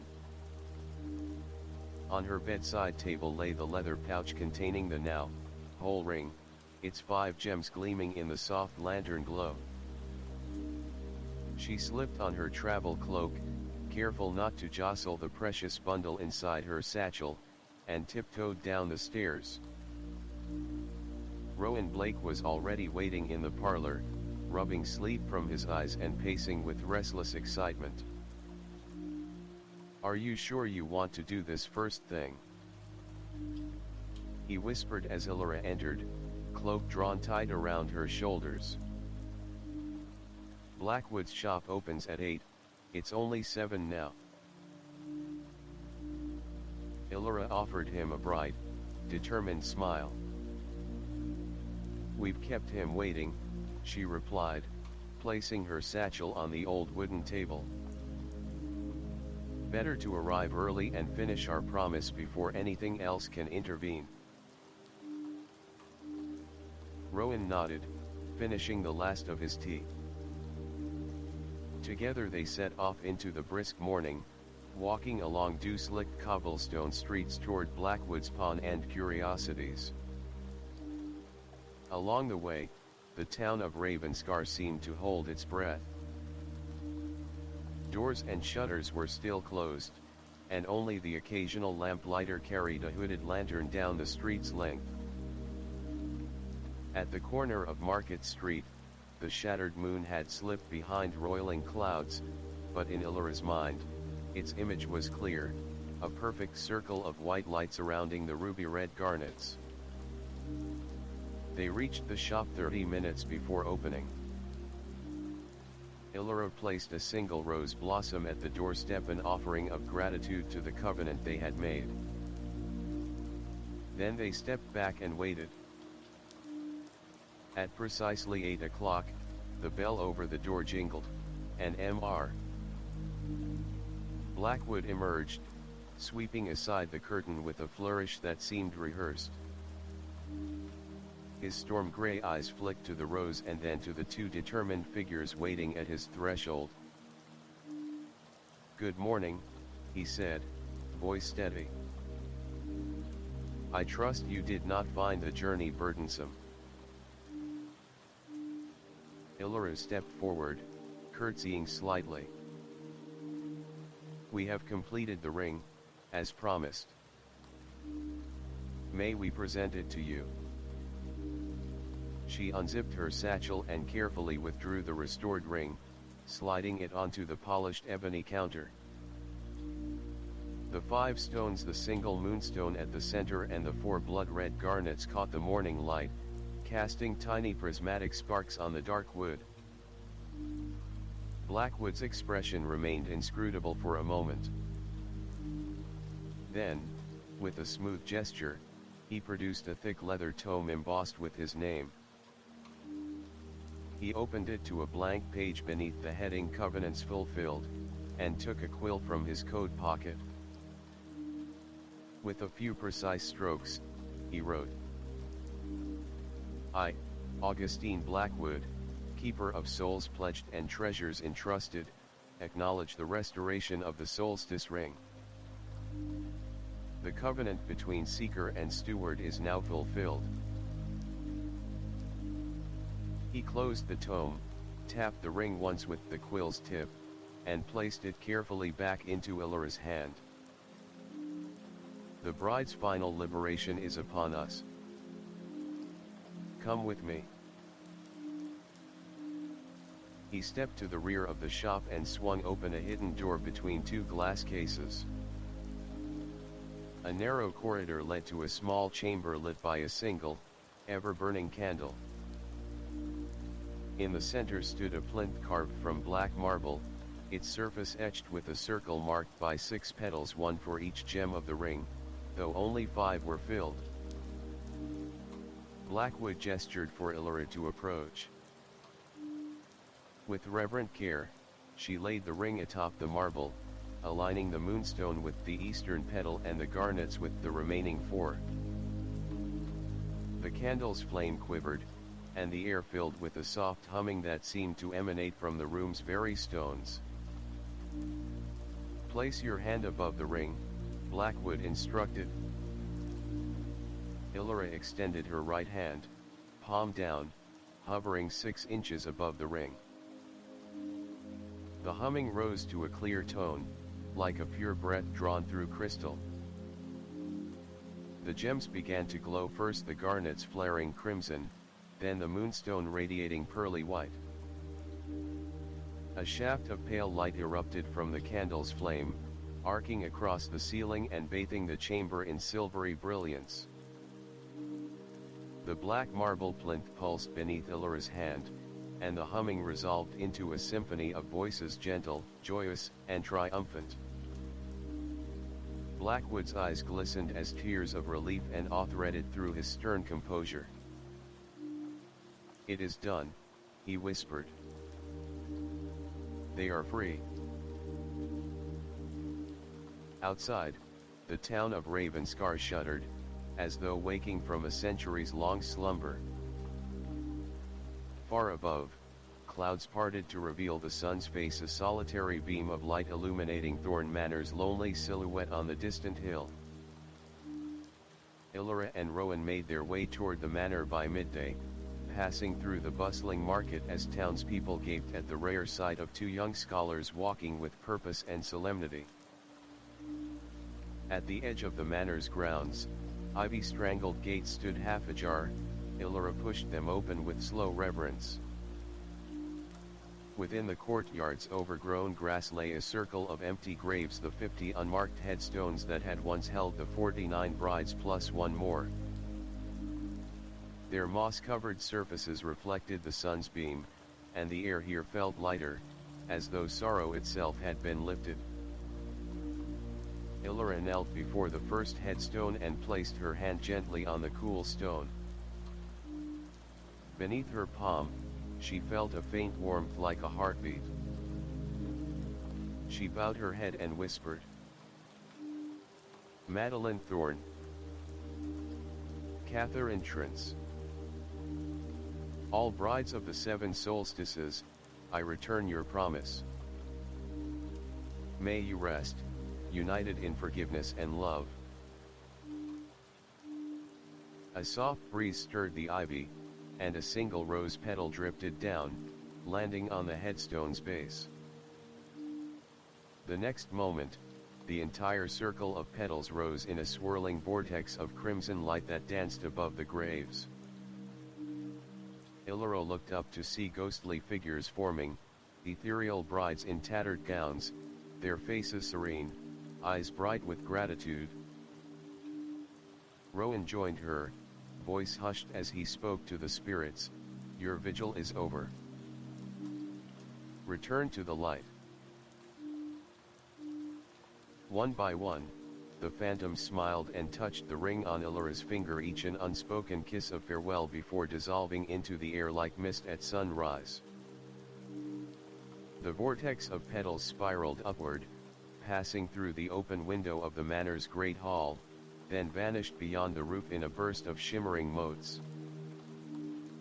Illyra rose, feeling both a pang of loss and a surge of triumph. She turned to Rowan. "It's done," she breathed. "There are no more brides to free." He pulled her into a gentle embrace. "You've done something extraordinary, Illyra. You've healed centuries of sorrow." Together they walked into the manor, seeking the cold granite staircase that led to the sealed chapel where Madeline's original coffin had stood. The wooden doors creaked open, revealing a chamber now bright with sunlight streaming through stained glass windows that had been restored over the years. At the center lay a single, newly placed coffin of polished oak, its lid engraved with Thorn family crests and a single rose in full bloom. Illyra approached and lifted the lid. Inside lay no corpse, but a single bridal veil, folded with immaculate care. As she held it, a whisper like a half-remembered lullaby drifted through the chapel's arches. "Thank you." It was unmistakably Madeline's voice, soft, distant, and forever grateful. Illyra closed the coffin lid, sealing it with the promise that no hand would ever again open this resting place. Outside, the sun had climbed high enough to banish any lingering shadows. Illyra stepped onto the veranda, breathing in the warmth as the final petals of the bridal vortex settled on the lawn like a blessing. Rowan joined her, holding the restored ring in his palm. "Illyra," he said, voice steady, "the ring no longer belongs in the world of the living. It belongs here, with them." She nodded and placed the ring around the single rose carved on the coffin's lid. At once, the metal glowed one last time and then cooled, its light sinking into the wood as though melting into the earth's memory. "This is goodbye, Illyra whispered to the empty courtyard, and in her heart she felt a chorus of brides singing their thanks just beyond the veil between worlds. They walked back through the manor's halls, each step echoing with the knowledge that the 7 solstices of sorrow had finally ended. At the entrance, Rowan took her hand. "What now?" he asked, eyes full of curiosity and hope. Illyra smiled, brushing a stray lock of hair from her face. "Now," she said softly, "we live. We carry their stories forward so that no one ever forgets the price of promises made and the power of forgiveness." Together, they stepped out into the bright afternoon, leaving behind a world forever changed by their courage and a legacy of love that would shine like the stones of a restored ring through all the days to come. Dawn broke gently over Ravenscar, spilling pale gold through the leaded window panes of Illyra's attic room. The street below stirred with life, merchants hauled wagons of fresh produce into Market Square, and the church bells rang soft chimes that drifted up to her window. Illyra sat on the edge of her bed, the events of the past week playing behind her eyelids like a flickering memory. The ring now sealed upon Madeline's coffin felt like a distant dream, yet every once in a while she could swear she heard, just beneath the clamor of ordinary life, a faint chorus of brides' laughter, carried on the breeze. She dressed quietly, slipping into a simple gown of lavender linen and fastening the small brooch Rowan had given her, a tiny silver rose carved in bas-relief, a reminder of the covenant they'd fulfilled together. Folding her cloak over one arm, she crept downstairs to find Rowan already in the parlor, peering at maps spread across the oak table. "Good morning," she whispered, earning a grin that chased away the last remnants of sleep from his face. "Morning, Illyra." He rolled up a charter map of the surrounding countryside. "Professor Grove sent word that he'd like us to present our findings at the university this afternoon." Word of our discovery spread quickly once Blackwood exclaimed it was an event unparalleled since the founding of Ravenscar. "It seems everyone wants to hear our story, academics, townsfolk, and the curious alike." Illyra's heart fluttered. "Do you really think we're ready? I mean, standing before a hall full of scholars, telling them about ghosts and ring shards." Rowan laughed, a warm, easy sound. "You don't give yourself enough credit. You pieced together history that no one else even knew was broken. And besides, I'll be right beside you. We'll make a fine pair of impromptu lecturers." She smiled, easing her nerves. "All right. But after that, I'm taking a day off. I want to walk through the market, maybe visit the manor gardens now that they're open to the public. No more midnight missions for a bit." "Agreed." He gathered their notes, Catherine's journal, the Delacroix ledger, the shipment records, and the sketches of the ring. "Let's get to it, then. We have a presentation to prepare." By midday, the Great Hall of Ravenscar University was already filling, professors in dark robes, students clutching quills and parchment, and townspeople craning their necks in the back rows. The walls were hung with tapestries depicting the town's history, among them, a faded scene of the Solstice brides, ghosts dancing in a moonlit glade. A hush fell as Illyra and Rowan stepped to the dais, their evidence arrayed on a simple draped table. Illyra cleared her throat. "Thank you all for coming. My name is Illyra Finch, and this is Rowan Blake. We stand before you today to share a story that has haunted Ravenscar for 2 centuries, the tragedy of the 49 brides, and the mystery of the reborn bride who returned at dawn.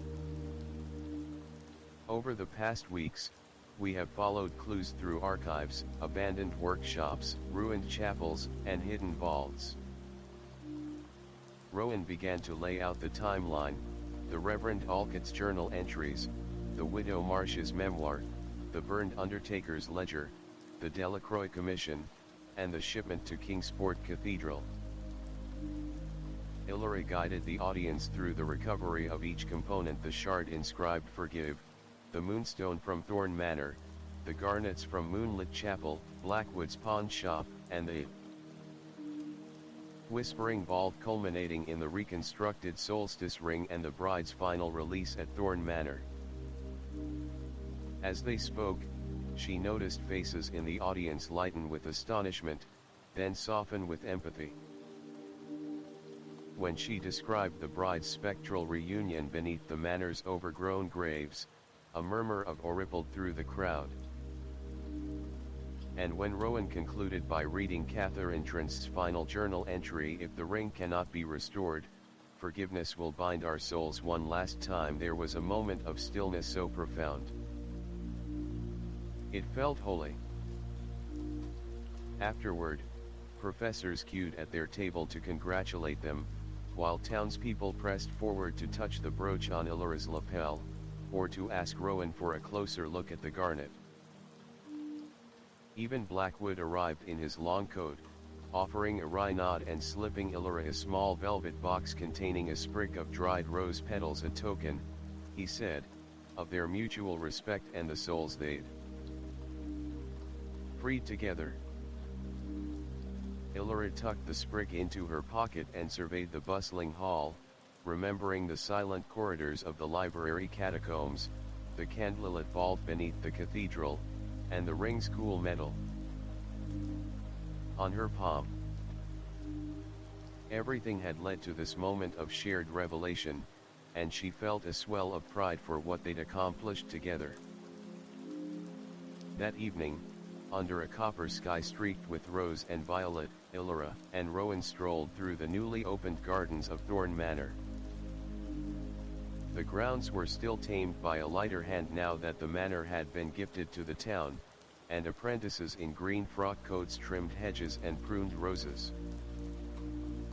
In the center, a circular flower bed had been replanted with 50 rose bushes, one for each bride, including Madeline. Illyra paused at a slender bush with pale pink petals, bending to touch a single blossom. Rowan reached out and gently brushed petals from her hair. "They look beautiful," he said.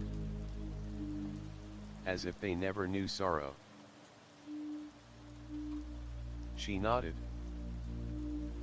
"All of this, the ring, the restoration of those gardens, the stories shared tonight, it's like we planted new seeds in the soil of Ravenscar's memory." She inhaled the rose-sweet air. "Thank you for coming on this journey with me." He inclined his head. "I should thank you. You saw the threads of history where everyone else saw only superstition. You followed them into the dark, and you held onto the light." A breeze rippled across the garden, carrying with it the sound of distant laughter, light, musical, like brides at a midnight waltz. Illyra turned, expecting to see a flicker of silk or a stray veil, but the path was empty. Yet the laughter lingered in her ears, reassuring and warm. "That," she said softly, "must be the echoes of their joy." Rowan smiled. "Shall we leave them to it, then?" I hear the tavern has a new rose petal mead on tap. Illyra laughed. Lead the way. The tavern was alive with cheer, lanterns swung from wrought iron brackets, and laughter spilled from wooden tables where townsfolk toasted to the fearless pair and the greatest ghost story turned true. Illyra and Rowan took their seats at a low corner table beneath the weathered painting of the town founder, who now seemed to regard them with a knowing grin. Their mugs clinked, and they sipped the golden mead, its rose-infused sweetness lingering on their tongues. Rowan raised his mug. To Illyra Finch, who taught us that forgiveness can reshape history. Illyra raised hers in return. To Rowan Blake, who reminds me that no one fights a haunting alone. They drank deeply, savoring both the mead and the company. After a while, Illyra leaned back and watched the room's glow reflect off the polished floor, thinking of all the people whose lives they'd touched, the archivist who'd entrusted them with fragile journals, the night watchman whose stories had guided them, Professor Groves and Blackwood, even the restless brides themselves. All had played a part in weaving this legend into a living, breathing tapestry.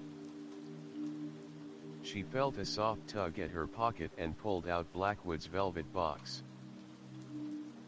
Inside was the dried rose sprig, its petals still faintly fragrant. She held it up and whispered, "Thank you," then pressed it to her lips. Rowan leaned across the table. "You know, we could write a book about this. Or a lecture tour. There's a whole world out there that still believes ghost stories are nonsense." Illyra smiled thoughtfully. "Perhaps. But I'd rather help people discover the truths hidden in their own histories.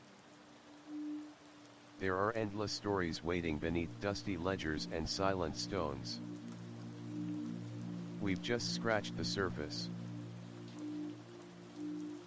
Rowan grinned. "Then let's promise to keep scratching."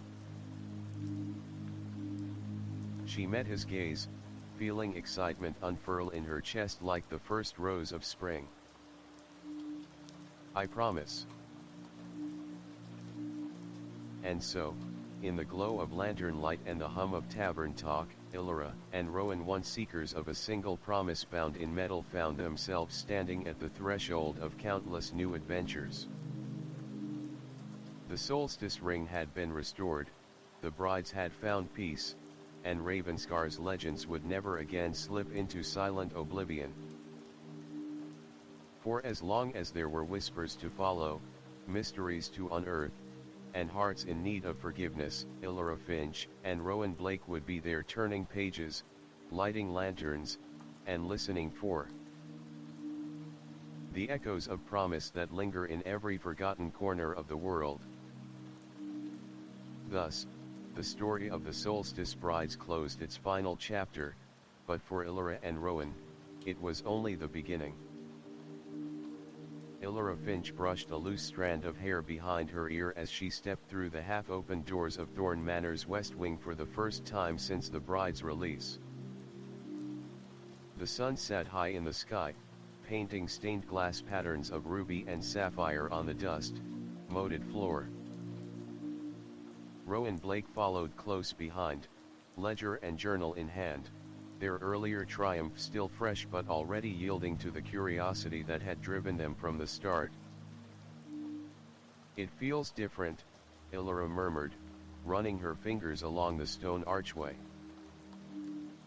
"Like the manor itself is, breathing anew." Rowan grinned.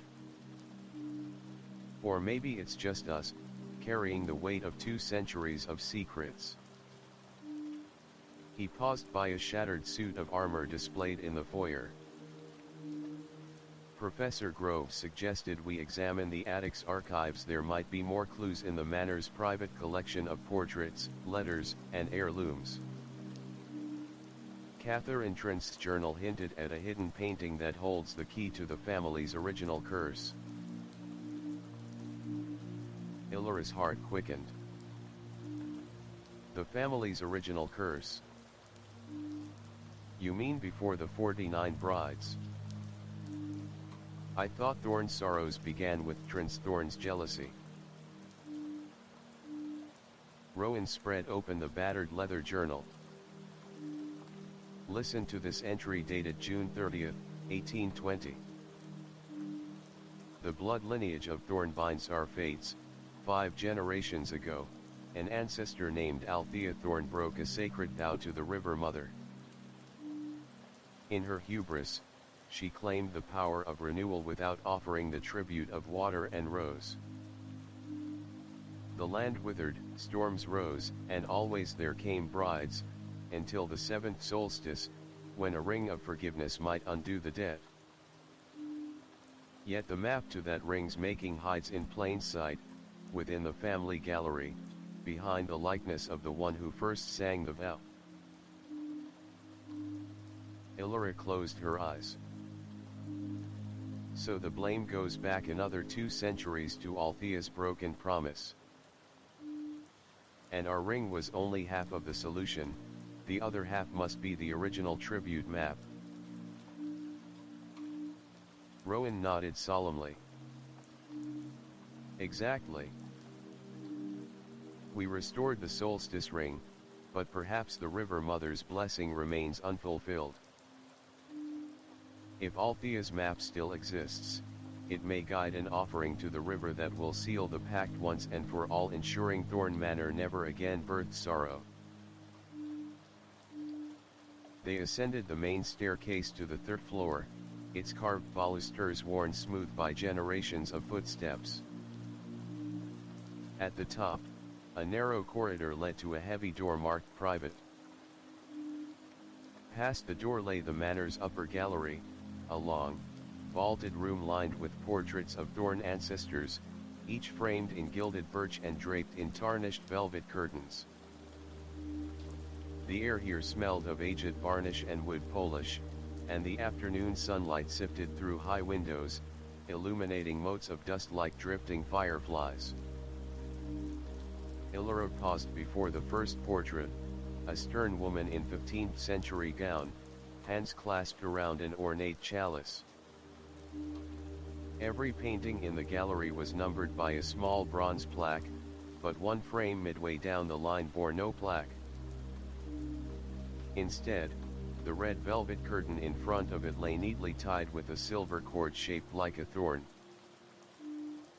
That must be it, Illyra whispered. No plaque, a portrait hidden on purpose. Rowan crossed the room and released the cord. With a flick, the curtain fell away, revealing a formal likeness of a young woman in flowing auburn robes, her hands extended toward a riverbank where wild roses bloomed. Beneath the frame was a carved inscription in Old Thorn script. Here the ribbon of water meets the crown of bloom, hidden by art, revealed by bloom and bloom. Illyra frowned. Bloom and bloom, ribbon of water, crown of bloom. She turned to Rowan. Could bloom mean rose? And ribbon of water is the river. Crown of bloom might be a rose wreath. So a rose wreath by the river. Rowan's eyes brightened. The River Mother's shrine. There's a small meadow along the Mortis Brook, just east of the manor, where wild roses grow in a circular bed. Legend says a shrine once stood there, lost to time. If we place a wreath of blooms at its center, perhaps we'll reveal the map beneath. Illyra felt a thrill.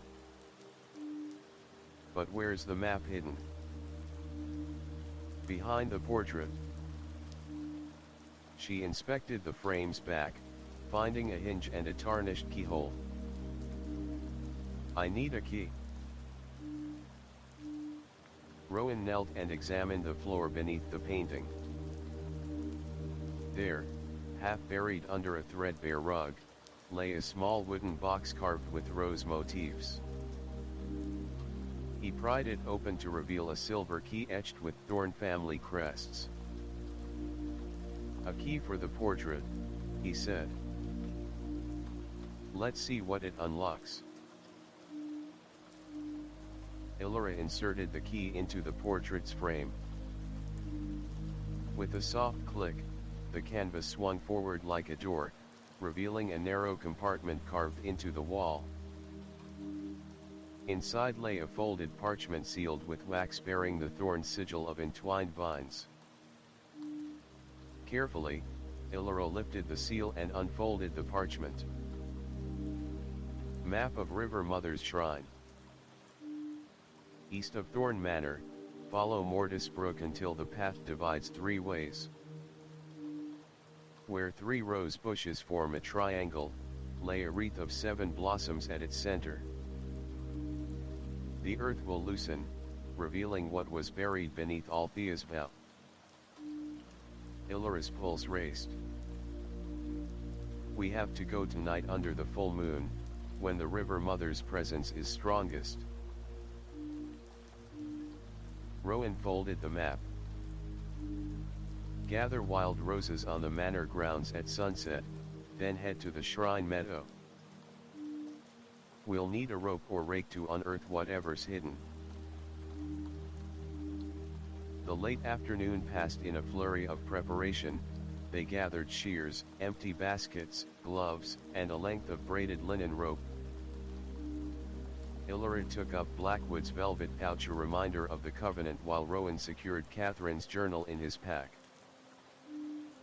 As the sun dipped toward the horizon, they slipped out by a side entrance, stepping into the cool, rose-scented air of the manor gardens.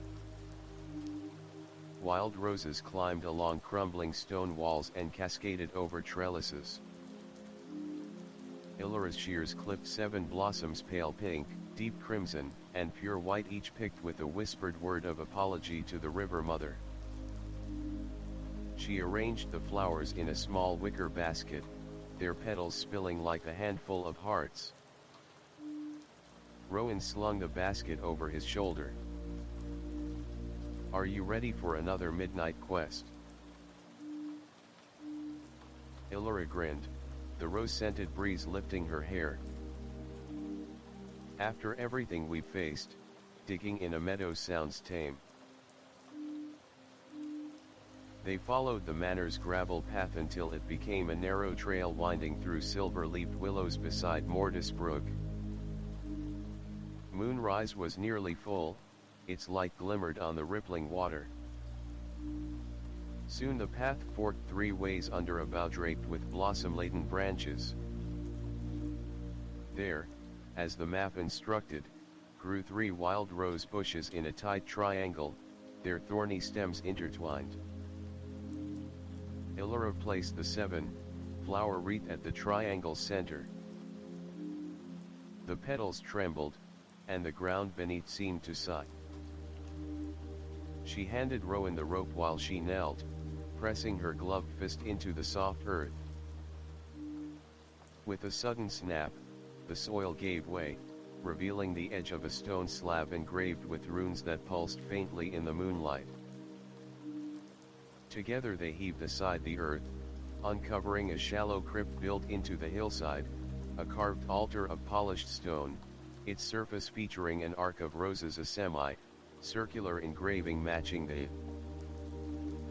shape of Althea's vows. Across the altar lay an iron-bound chest. Rowan pried open its lid to reveal a ring of twisted silver vine, Althea's original tribute, long hidden beneath the soil. Beside it lay a folded vellum scroll inscribed with flowing script. To the River Mother, whose waters bind life and death, I offer you this ring of bloom, so that Thorn's lineage may be guided by renewal and mercy. May no heart ever break its vow again. Illyra's throat tightened. They'd found the original offering the complement to the Solstice ring binding the River Mother's blessing to the family. She lifted the ring of vines. Its metal had grown supple with age, yet retained strength. We need to place this ring on the altar, she said. Rowan nodded. And recite the vow. He found Catherine's journal entry that paraphrased the original ritual, a promise spoken to the river, asking forgiveness and renewal.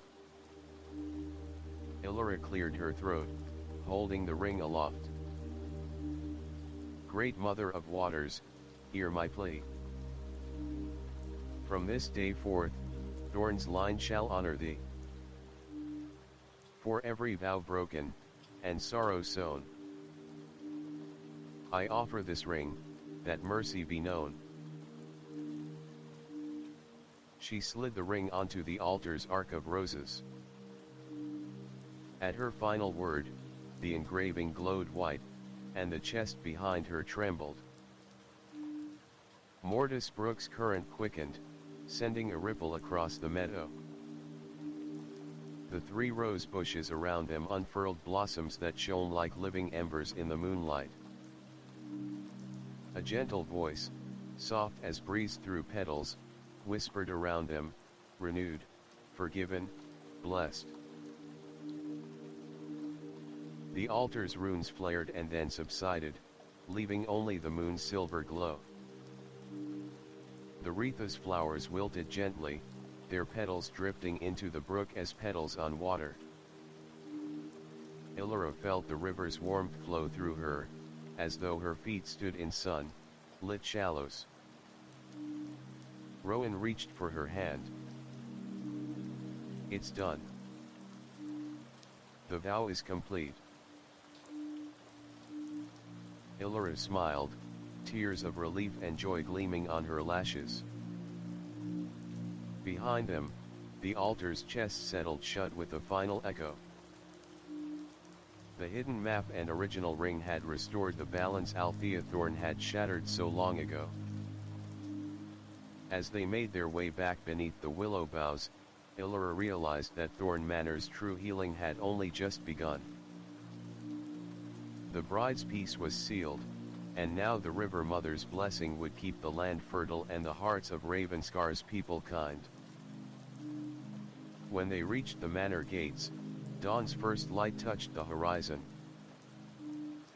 Illyra paused and listened to the meadow's hush. No dirges, no whispers, only the gentle song of water and the memory of roses carried on the breeze.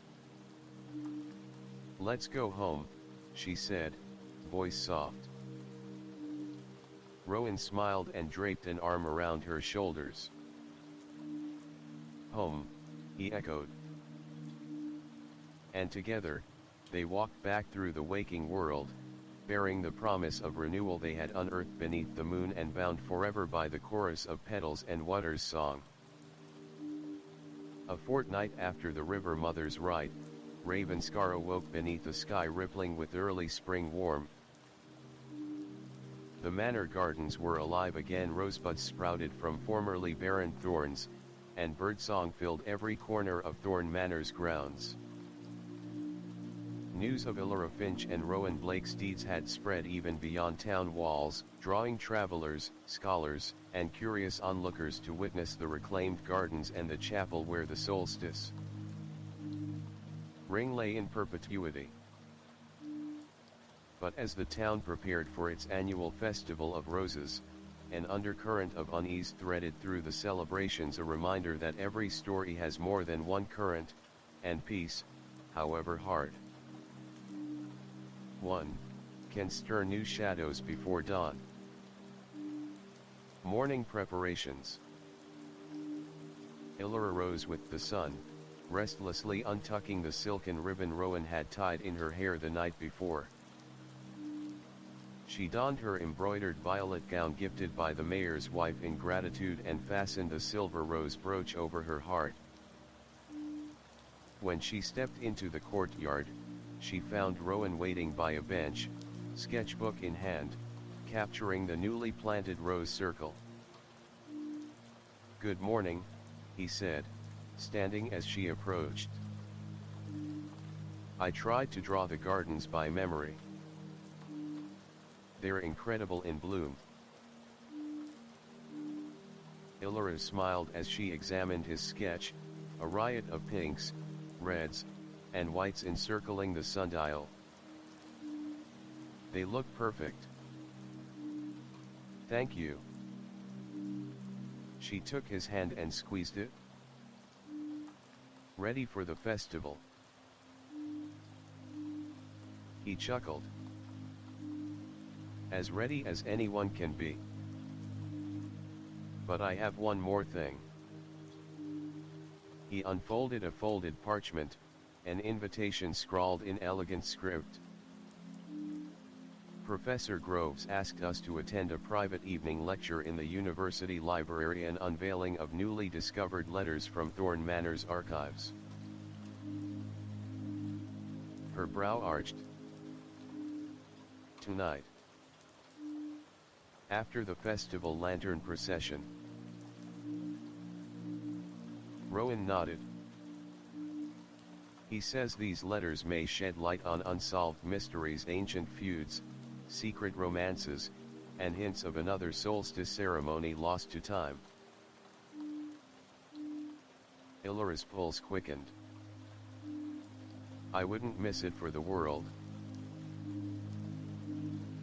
Festival splendor. By midday, Market Square buzzed with life. Stalls sold rose-flavored pastries, perfumed oils, and glass charms shaped like petals. Children danced with wreaths of blossoms atop their heads, while musicians played lilting tunes on lutes and flutes. The townspeople wore garments dyed in soft rose and leaf green hues in homage to the restored gardens. Illyra and Rowan wandered hand in hand, sampling honey-glazed rose scones and admiring artisans' work. At one stall, an elderly jeweler displayed delicate silver chains inlaid with tiny rosebuds.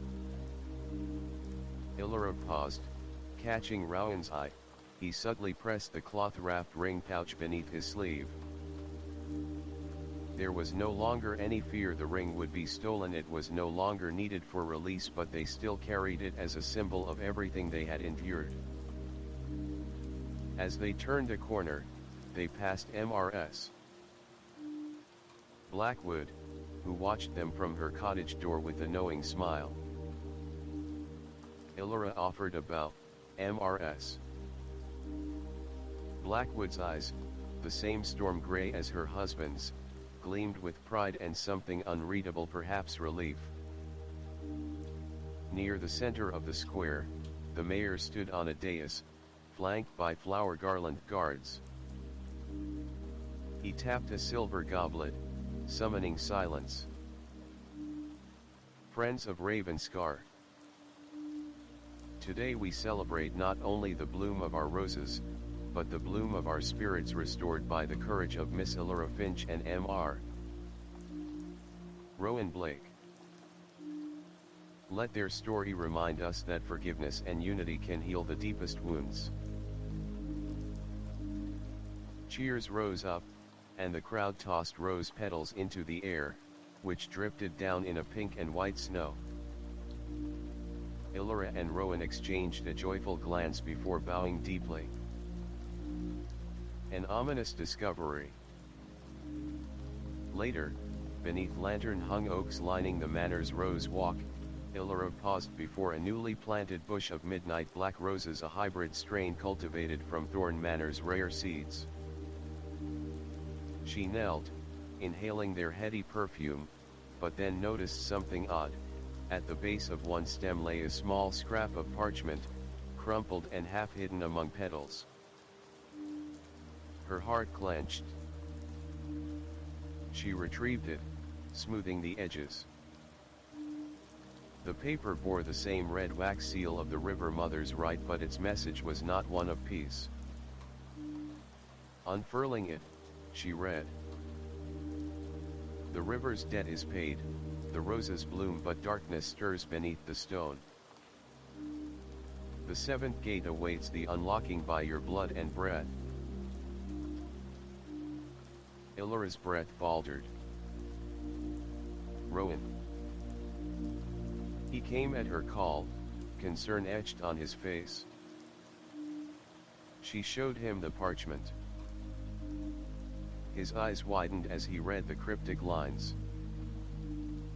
It's a riddle, Illara murmured.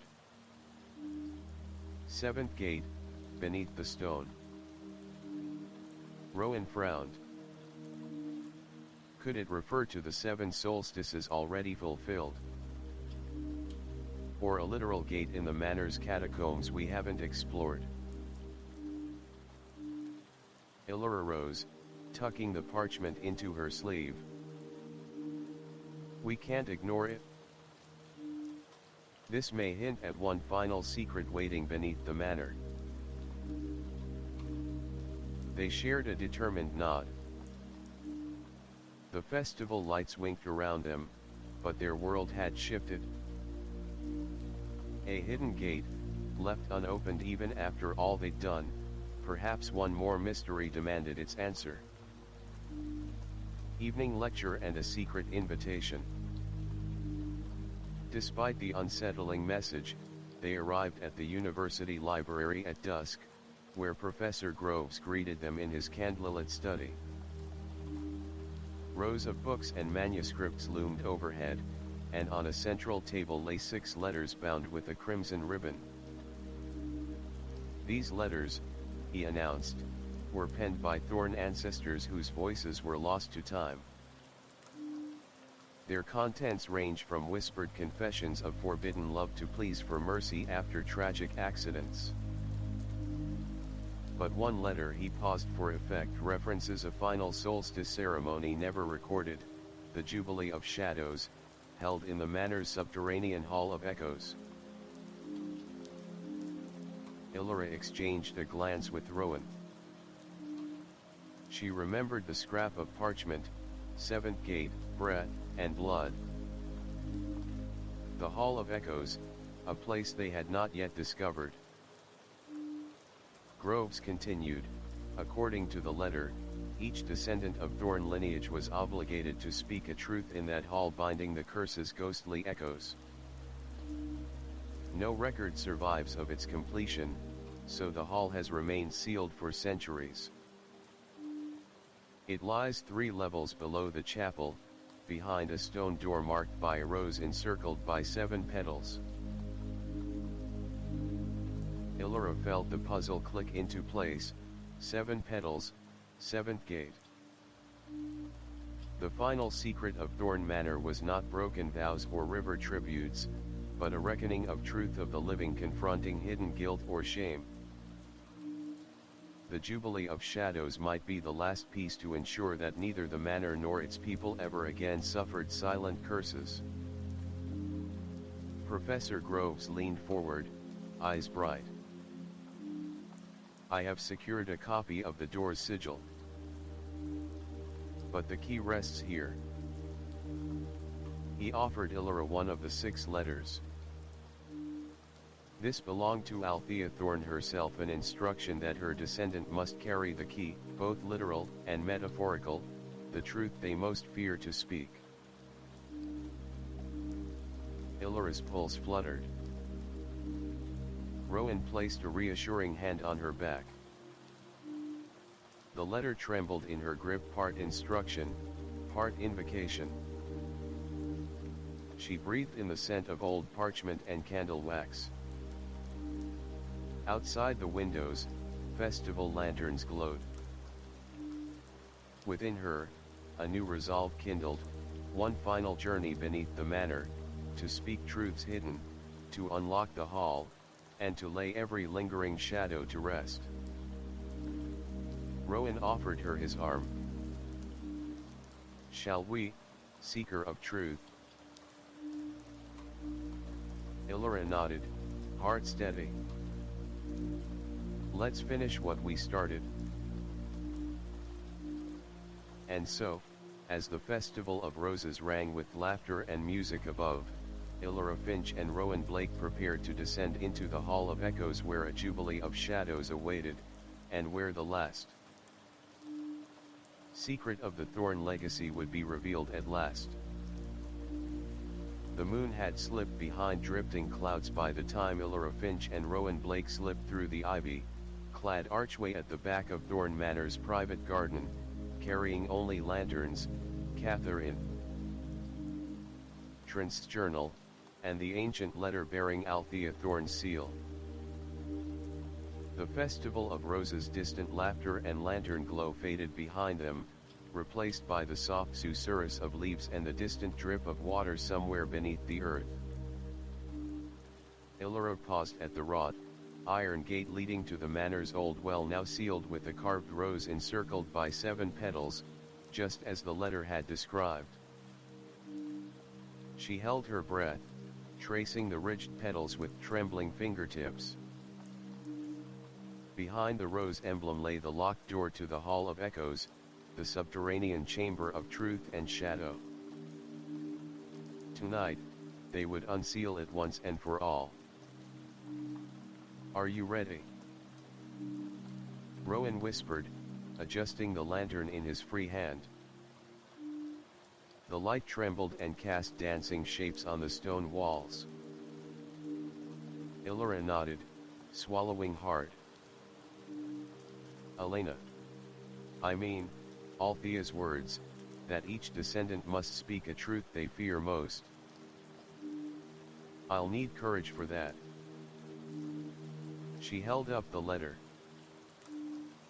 Her key is here, in this seal.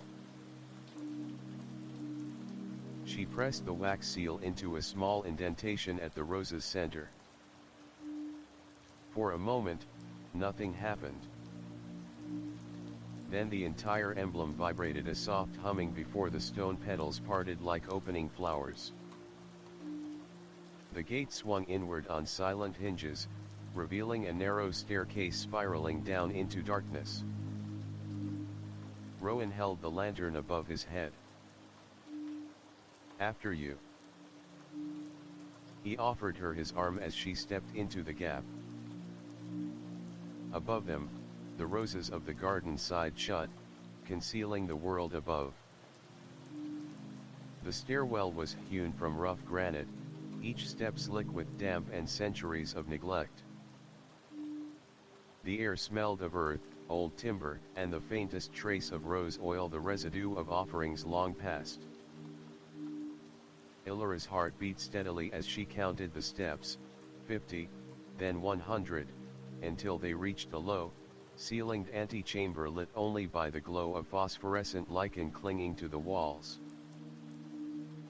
Before them stood a great stone door carved with 7 petals radiating from a central rose. At its base lay 6 brass dials, each inscribed with a single word in Old Thorn script: truth, burden, shadow, cost, mercy, and release.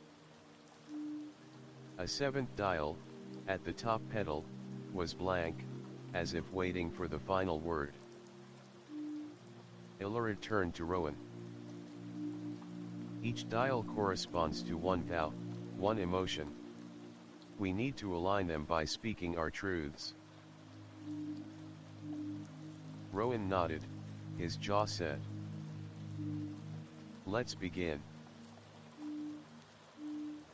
He stepped forward and placed his hand on the dial marked burden. His voice echoed in the chamber, crisp and confident. I confess I have always feared that my loyalty to you and to our quest would one day cost the people I care about most.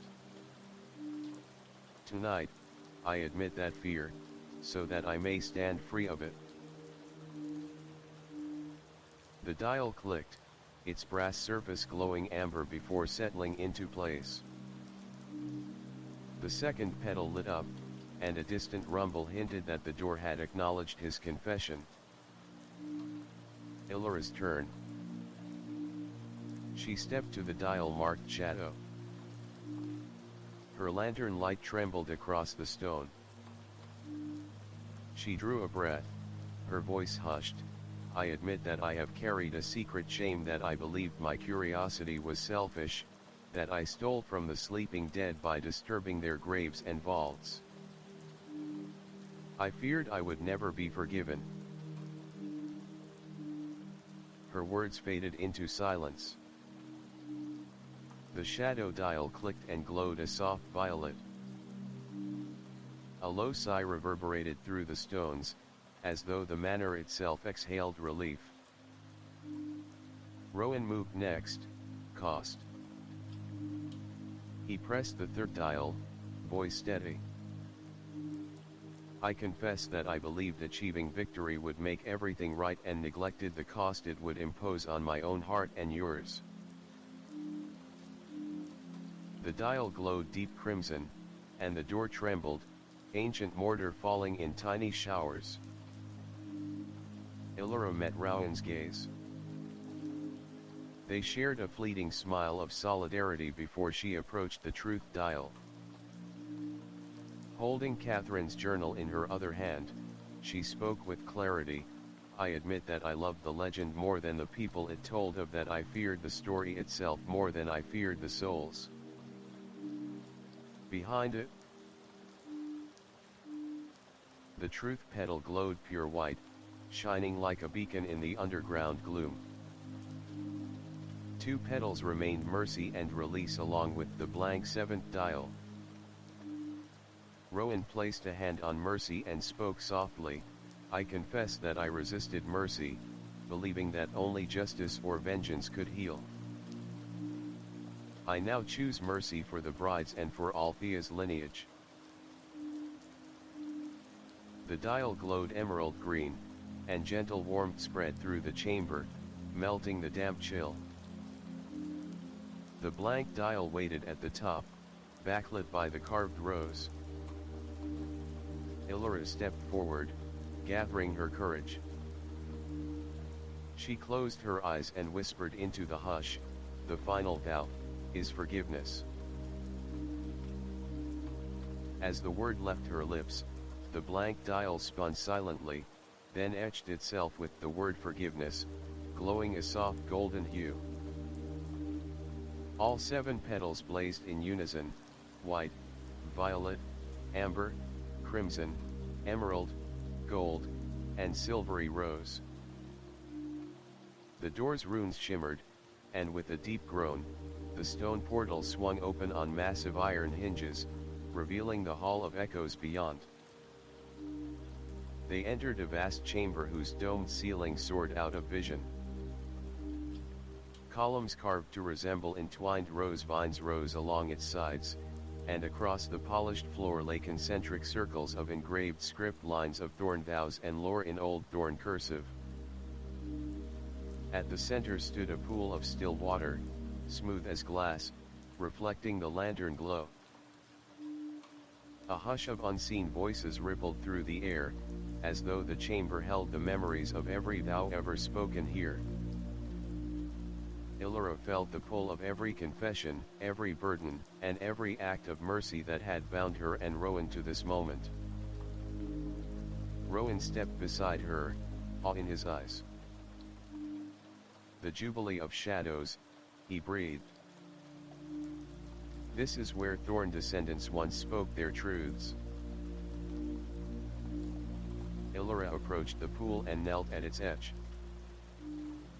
She saw her reflection, a shadow of the past mingled with her present self. She dipped her hand into the water. It was cool, but stirred by her touch, ripples expanded outward, carrying with them whispered echoes, bride's laments, Althea's apology, Catherine's prayer, and the voices of every Thorn descendant who had come before. Rowan, she whispered, this hall, it's the final anchor tying Thorn Manor to its history.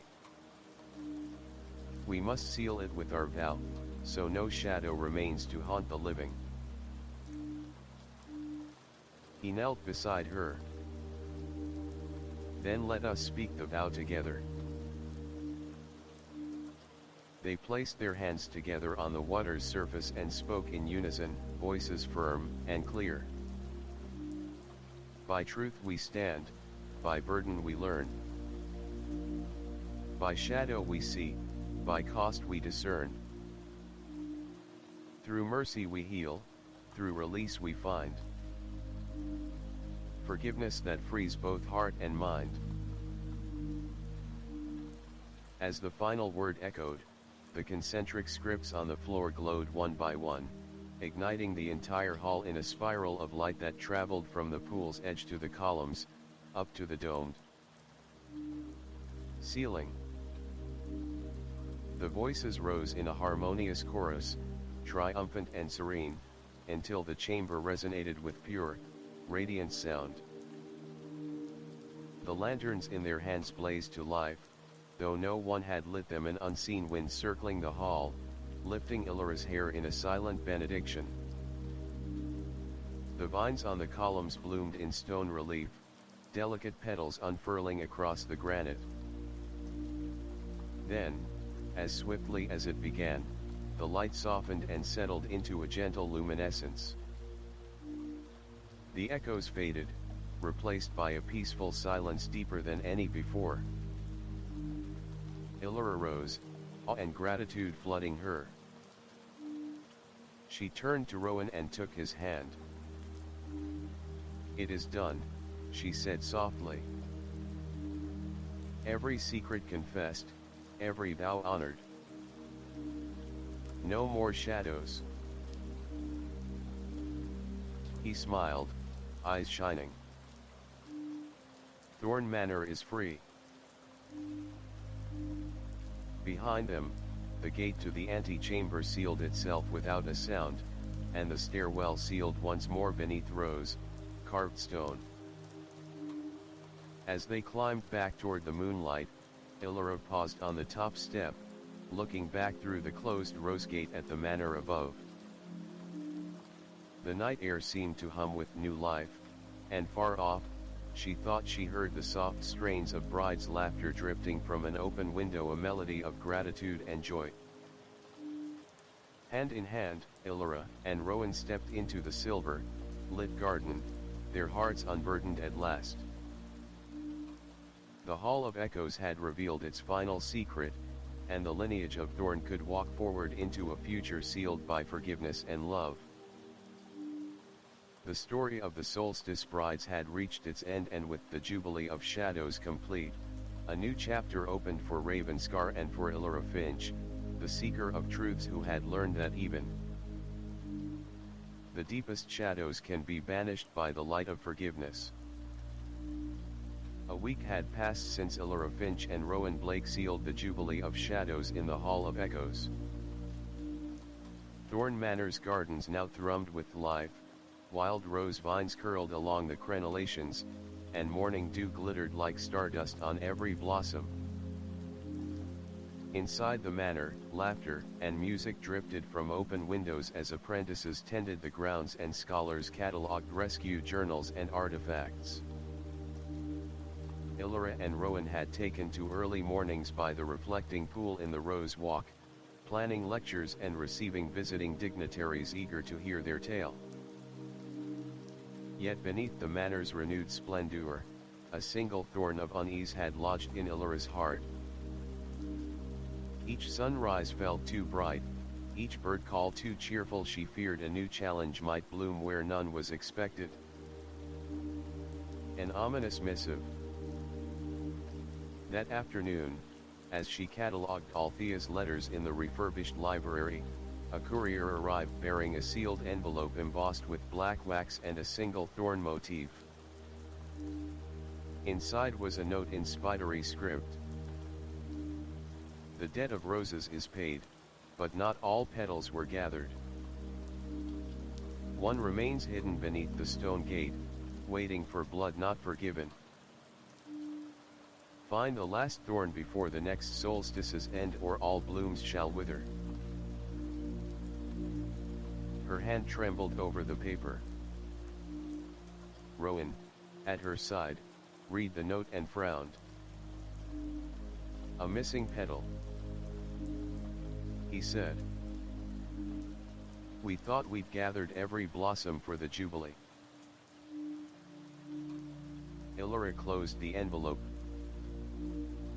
"This implies one rose was never offered, one debt remains unpaid. If we ignore it, the River Mother's blessing could falter, and the manor's renewal wilt." She rose, resolve hardening. "We must find that final rose and offer it before the solstices end in 10 days. The search begins." Guided by the note's reference to the stone gate, they retraced their steps to the well gate in the private garden, the emblem of the 7-petaled rose that had opened to admit them to the Hall of Echoes. At twilight, they found the emblem sealed once more.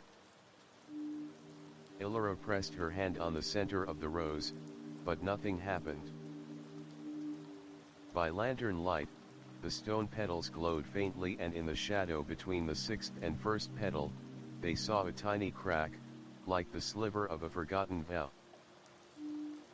Rowan knelt and traced the crack with his fingertip. Could the missing blossom be hidden in that narrow fissure? He wondered. Illyra retrieved the thin, braided wire from her satchel once used to rewind the hall's lotus-style lock and gently probed the crack. Her wire caught on something soft, the dried petal of a midnight black rose, pressed flat and almost invisible against the stone. She extracted it carefully. The petal was crisp, its edges curled with age, and a single drop of dried crimson marked its center. Holding it up, she said, "This must be the final thorn, Althea's own tribute, the one she hid out of shame or fear." Rowan's eyes widened. "Then we must re-offer it at the shrine," he said. "Tonight, before the solstice ends."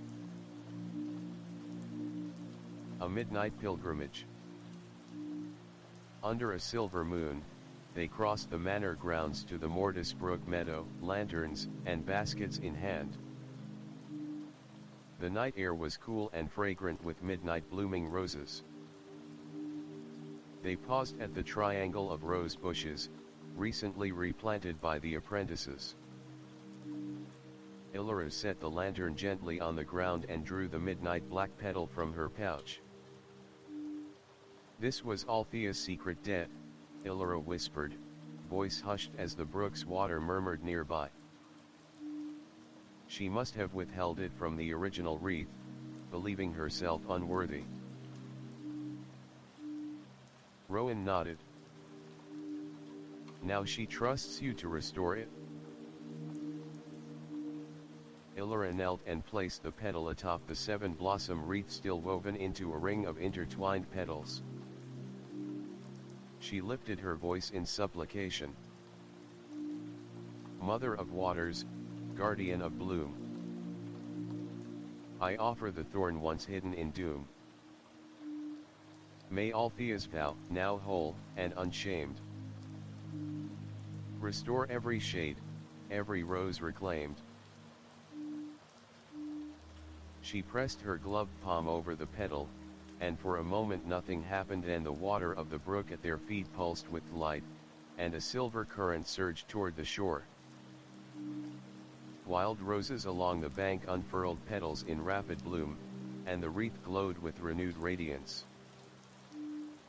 A gentle voice, like petals brushing the surface of water, whispered, "Whole, blessed, forgiven." Rowan helped her gather the now vibrant wreath.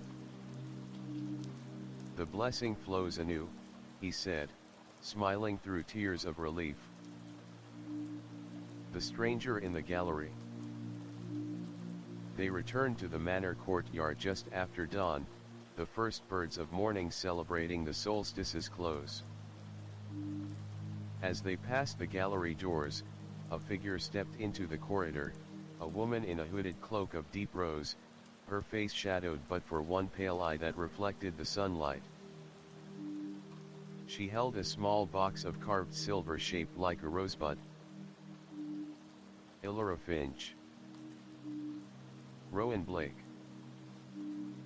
She asked, voice soft but firm. Who are you? Illyra demanded, hand moving to the brooch at her throat. The stranger lowered her hood, revealing streaks of ash gray in her hair. I am Marian Thorne, last living heir of the original Solstice line, descended not by blood, but by vow. I've come to offer my own confession and to claim what is mine by right. She extended the silver bud.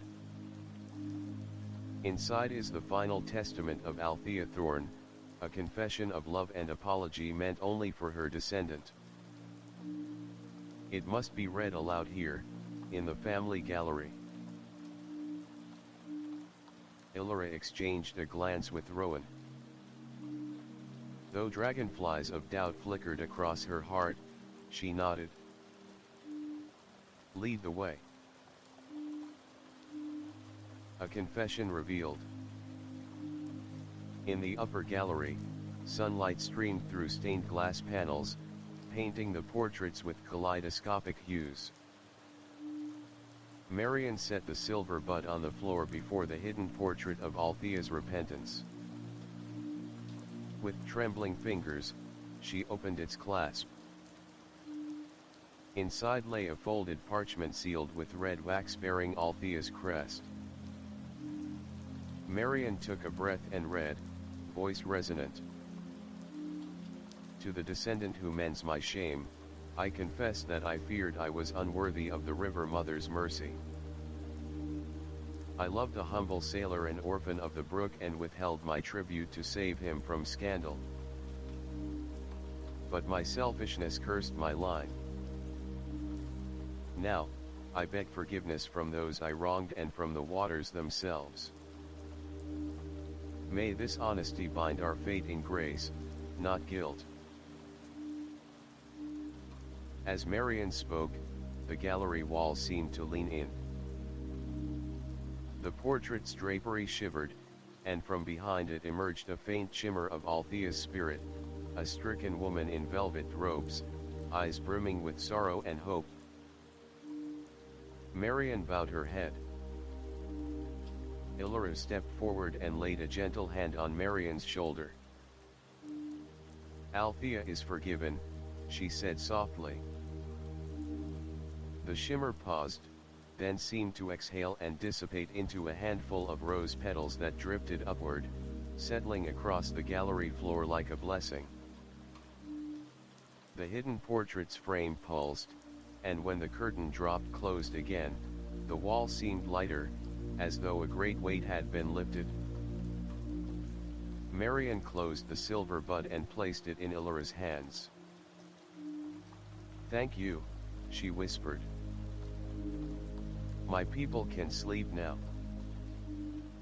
Then, with a final nod, she slipped out of the gallery and disappeared down the corridor. Renewed resolve. Illyra and Rowan stood alone amidst the portraits, their quest unexpectedly deepening. The River Mother's debt had been paid in full, every vow spoken and every petal offered. Yet Althea's confession showed that mercy often required more than ritual, it demanded honesty of the heart. Rowan brushed petals from Illyra's gown. We thought the story ended with the ring's restoration, he said gently. But every legacy has echoes yet to be heard. Illyra folded the parchment and set it beside Catherine's journal. Our work is never truly done, she replied.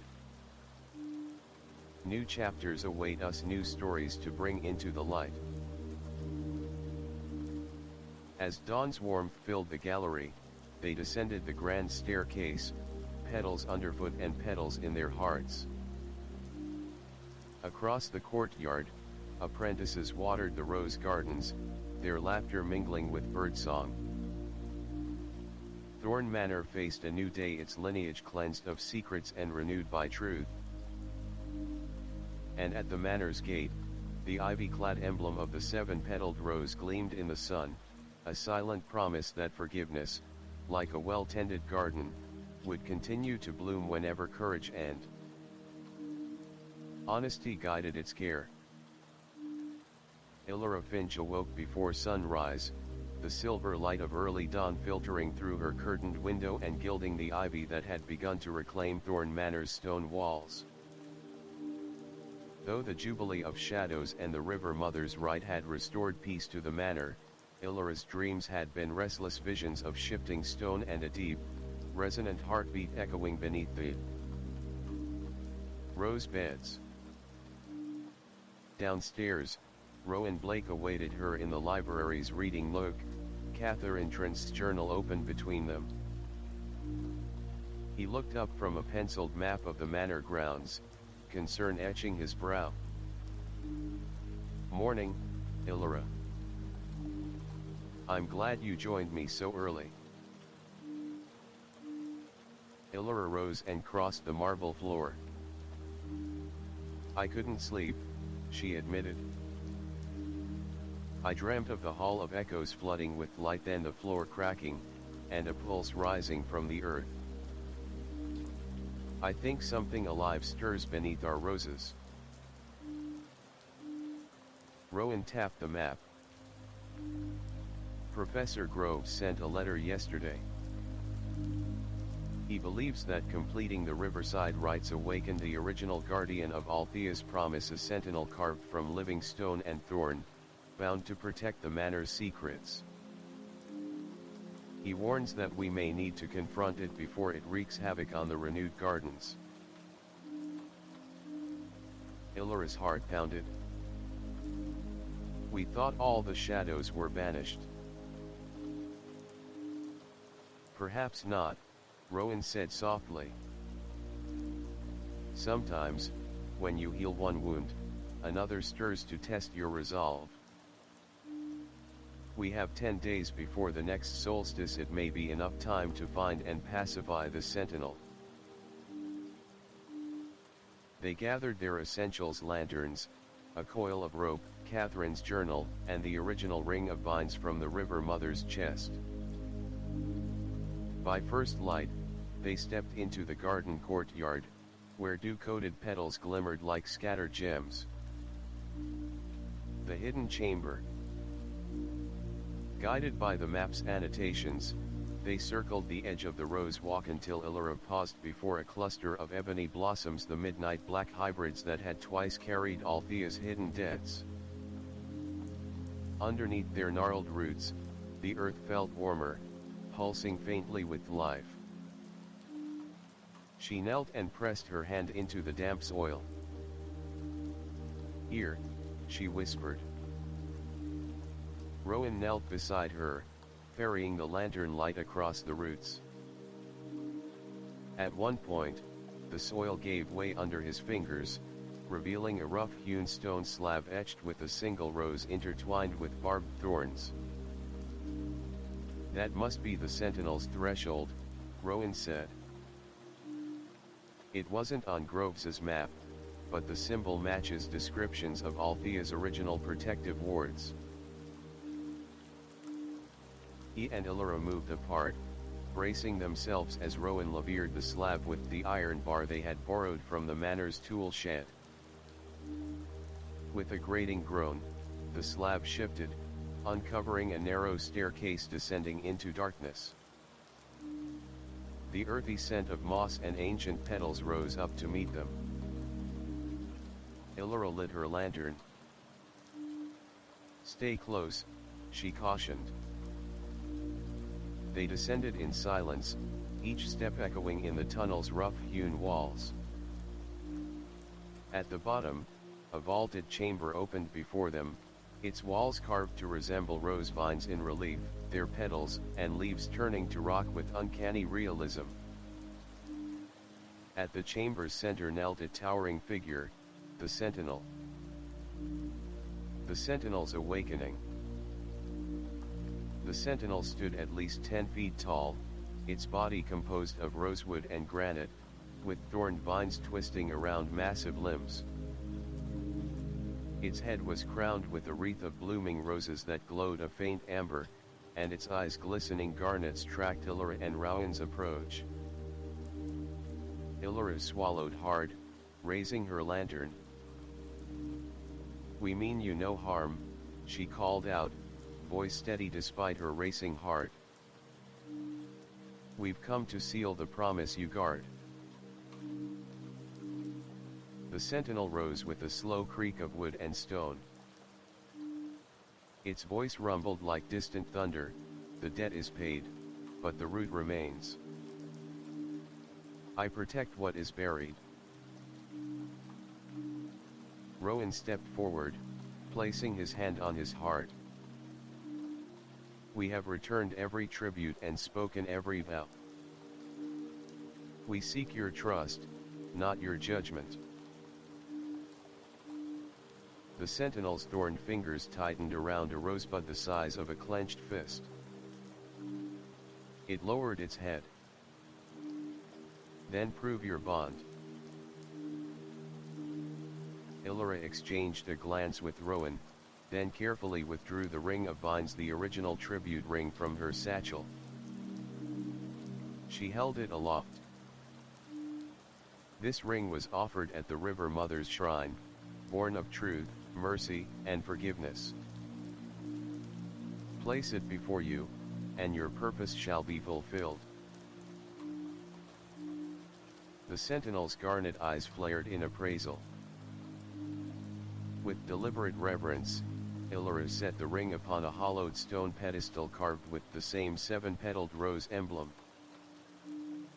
As she did, Rowan unwrapped the wreath of black and white roses, Althea's final tribute, from its cloth. He laid it in a circle around the ring, binding the two offerings together, vine and bloom, water and rose. A hush fell over the chamber. The petals of the wreath trembled, and the vines of the ring pulsed. The sentinel's form softened, hard edges smoothing as the rosewood shifts in breeze.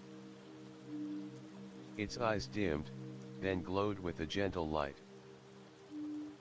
"I am bound," the sentinel intoned, "to guard the debt of grace. You have balanced it? The roses, the water, the truth, and the final debt. Now I relinquish my burden."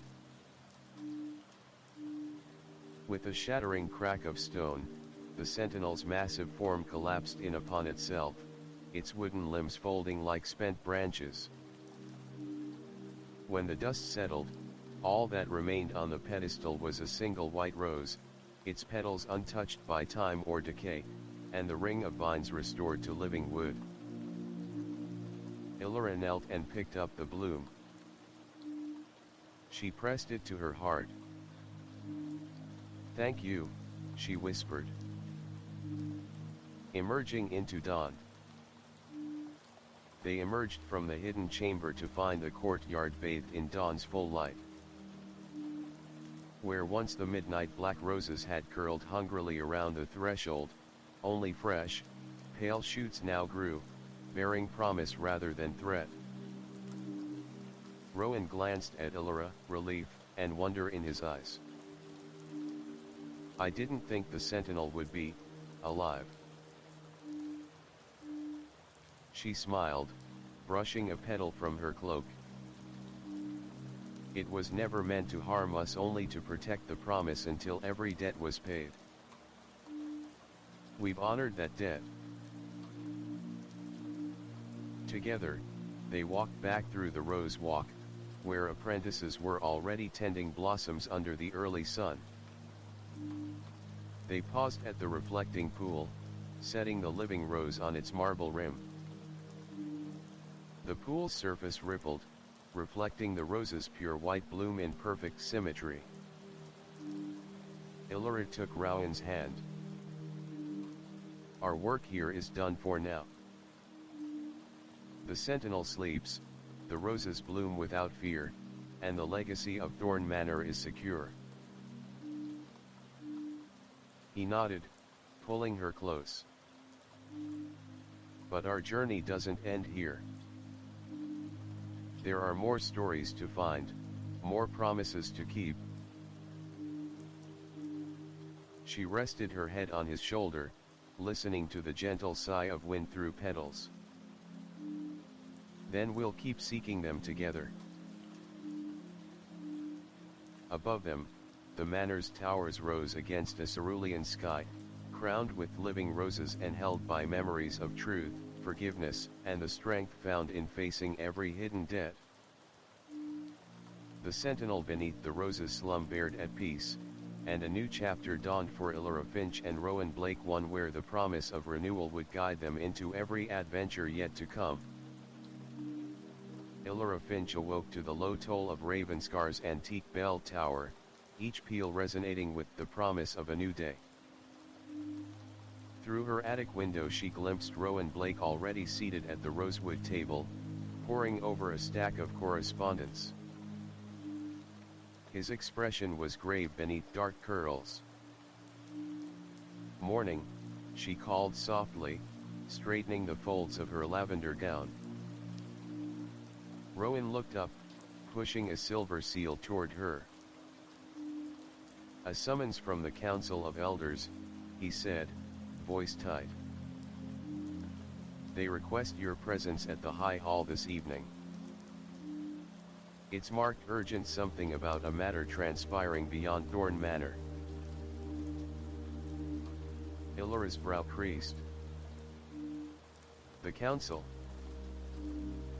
They've rarely taken such interest in our work." She broke the seal and unfolded the parchment.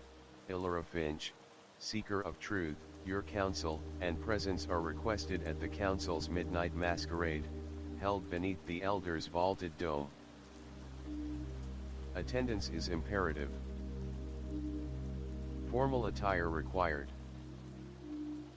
Be cautious, not all masks conceal friendly faces." Rowan's lips curved in a tense smile. "A masquerade beneath the Hall of Statutes. No time like a masked ball to announce surprises." Illyra folded the letter, resolve steadying her nerves. "Then we shall attend and unmask whatever waits." Afternoon preparations and portents.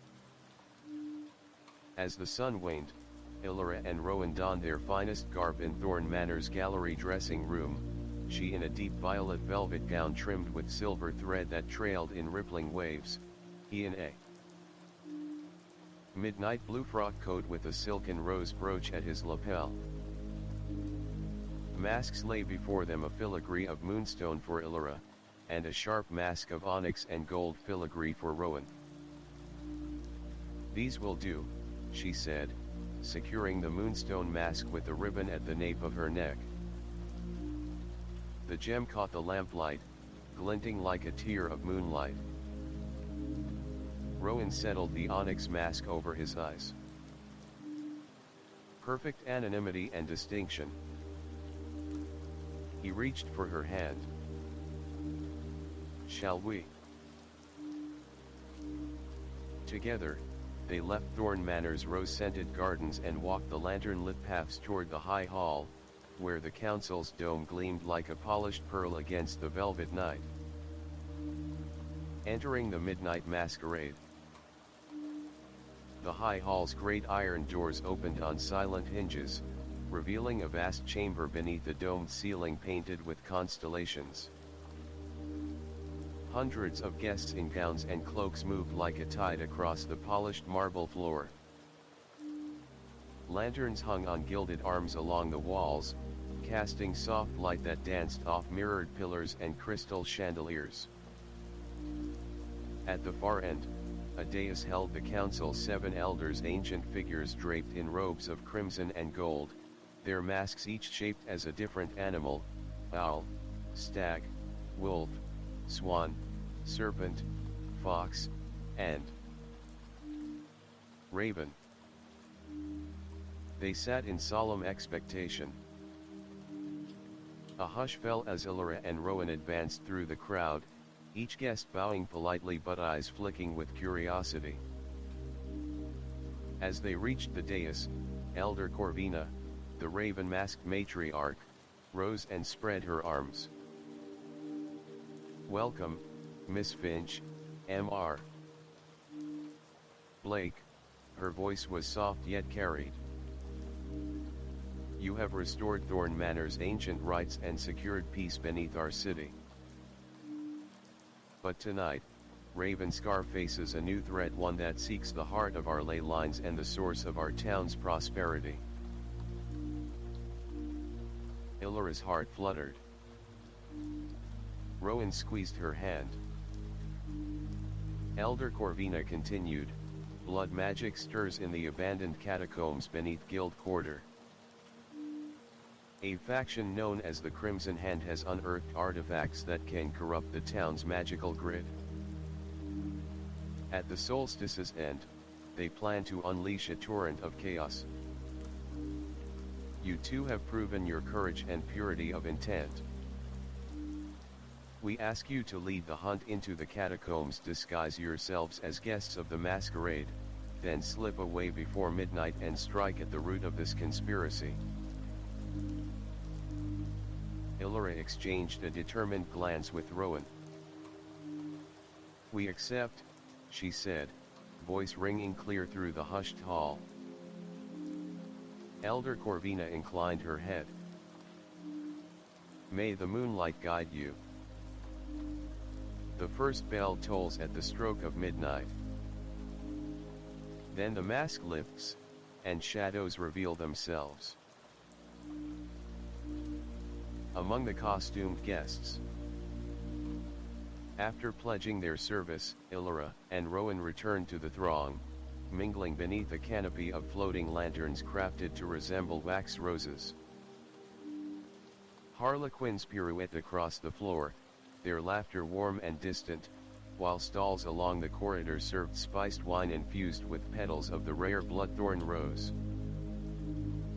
Every mask concealed a secret, and every cloaked figure cast a lingering glance at the pair who had shattered Ravenscar's oldest curses. Illyra felt the eyes like whispers, some admiring, some wary, and some simply calculating whether Thorn's power might be harnessed. Rowan moved through the crowd, gathering half-heard snippets, rumors of smuggled relics, dark voices whispering in hidden alcoves, and a door in the guild quarters catacombs that opened only for the Solstice and the brave. When the 10th lantern dimmed, marking 2 hours before midnight, they slipped away behind a mirrored column and descended a narrow service stair. Entering the guild quarter catacombs. The guild quarter lay across the River Grey, a district of medieval guild halls and narrow lanes where tradesmen once kept counsel. Now its streets were deserted at this late hour, and the stench of damp stone and mildew seeped from an unmarked grate near the old locksmith's guild. Illyra lifted the grate with the wrought iron bar sheet smuggled from the hall's servants' quarters. Rowan handed her the lantern as he climbed down. The catacombs yawned beneath them, tunnels of hewn stone reinforced with timber beams, dripping water echoing in the darkness. On the walls, painted runes, some fresh, some centuries old, glimmered in their lantern light. Rowan traced a crimson rune with his finger. Blood magic. They've been here recently. He frowned. Listen. From further in, low chanting drifted, an undercurrent of voices intoning syllables that twisted the soul. They edged forward, careful to keep their lantern light low. The chamber of crimson blood. The tunnel opened onto a vast underground chamber, its floor tiled in black stone, pillars carved with twisting serpents, and at the far wall, an altar of black marble stained with old blood. Before the altar knelt 6 hooded figures in red cloaks, the crimson hand each raising a dagger to the sky in unison. Atop the altar lay a tuft of silver rose petals, remnants of the River Mother's rite, and a single glowing shard of the Solstice ring, pulsating with pale luminescence. Illyra's breath caught. They've stolen a fragment. Rowan's voice was low. We need to stop them before they complete their ritual. The chanting crescendoed, cast blood, bound in vow, break the seal of law. A circle of blood ran along the floor's inlaid runes, glowing red as if fed by living veins. The hooded figures moved in a synchronous dance, each chanting lines of ivy thorn incantation. Illyra raised her lantern higher, casting their shadows across the chamber's vaulted ceiling. One figure turned, a slender silhouette revealed the ornate mask of a silver fox, and his voice cut above the chant, "Intruders." He drew a dagger stained with dark brine. Battle beneath the earth. Rowan advanced, drawing his rapier blade. Stand back, he shouted.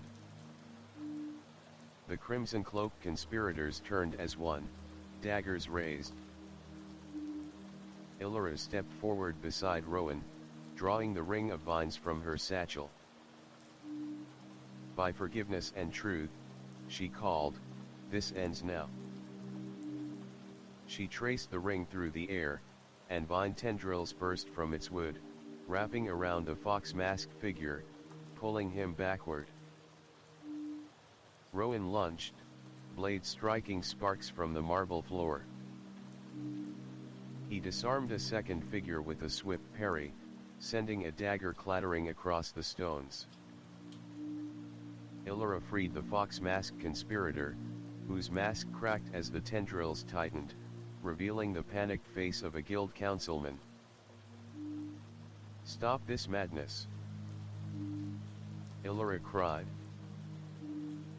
The chamber's pillar candles flickered, extinguishing and relighting in time with Rowan's blows. Each strike left runic scorch marks that sizzled like burning petals.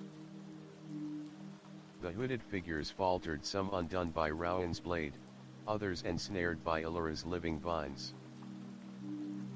At the altar, the glowing shard trembled, splitting into pale motes that drifted upward, drawn toward the vaulted ceiling. Illyra realized they must retrieve the shard before it escaped.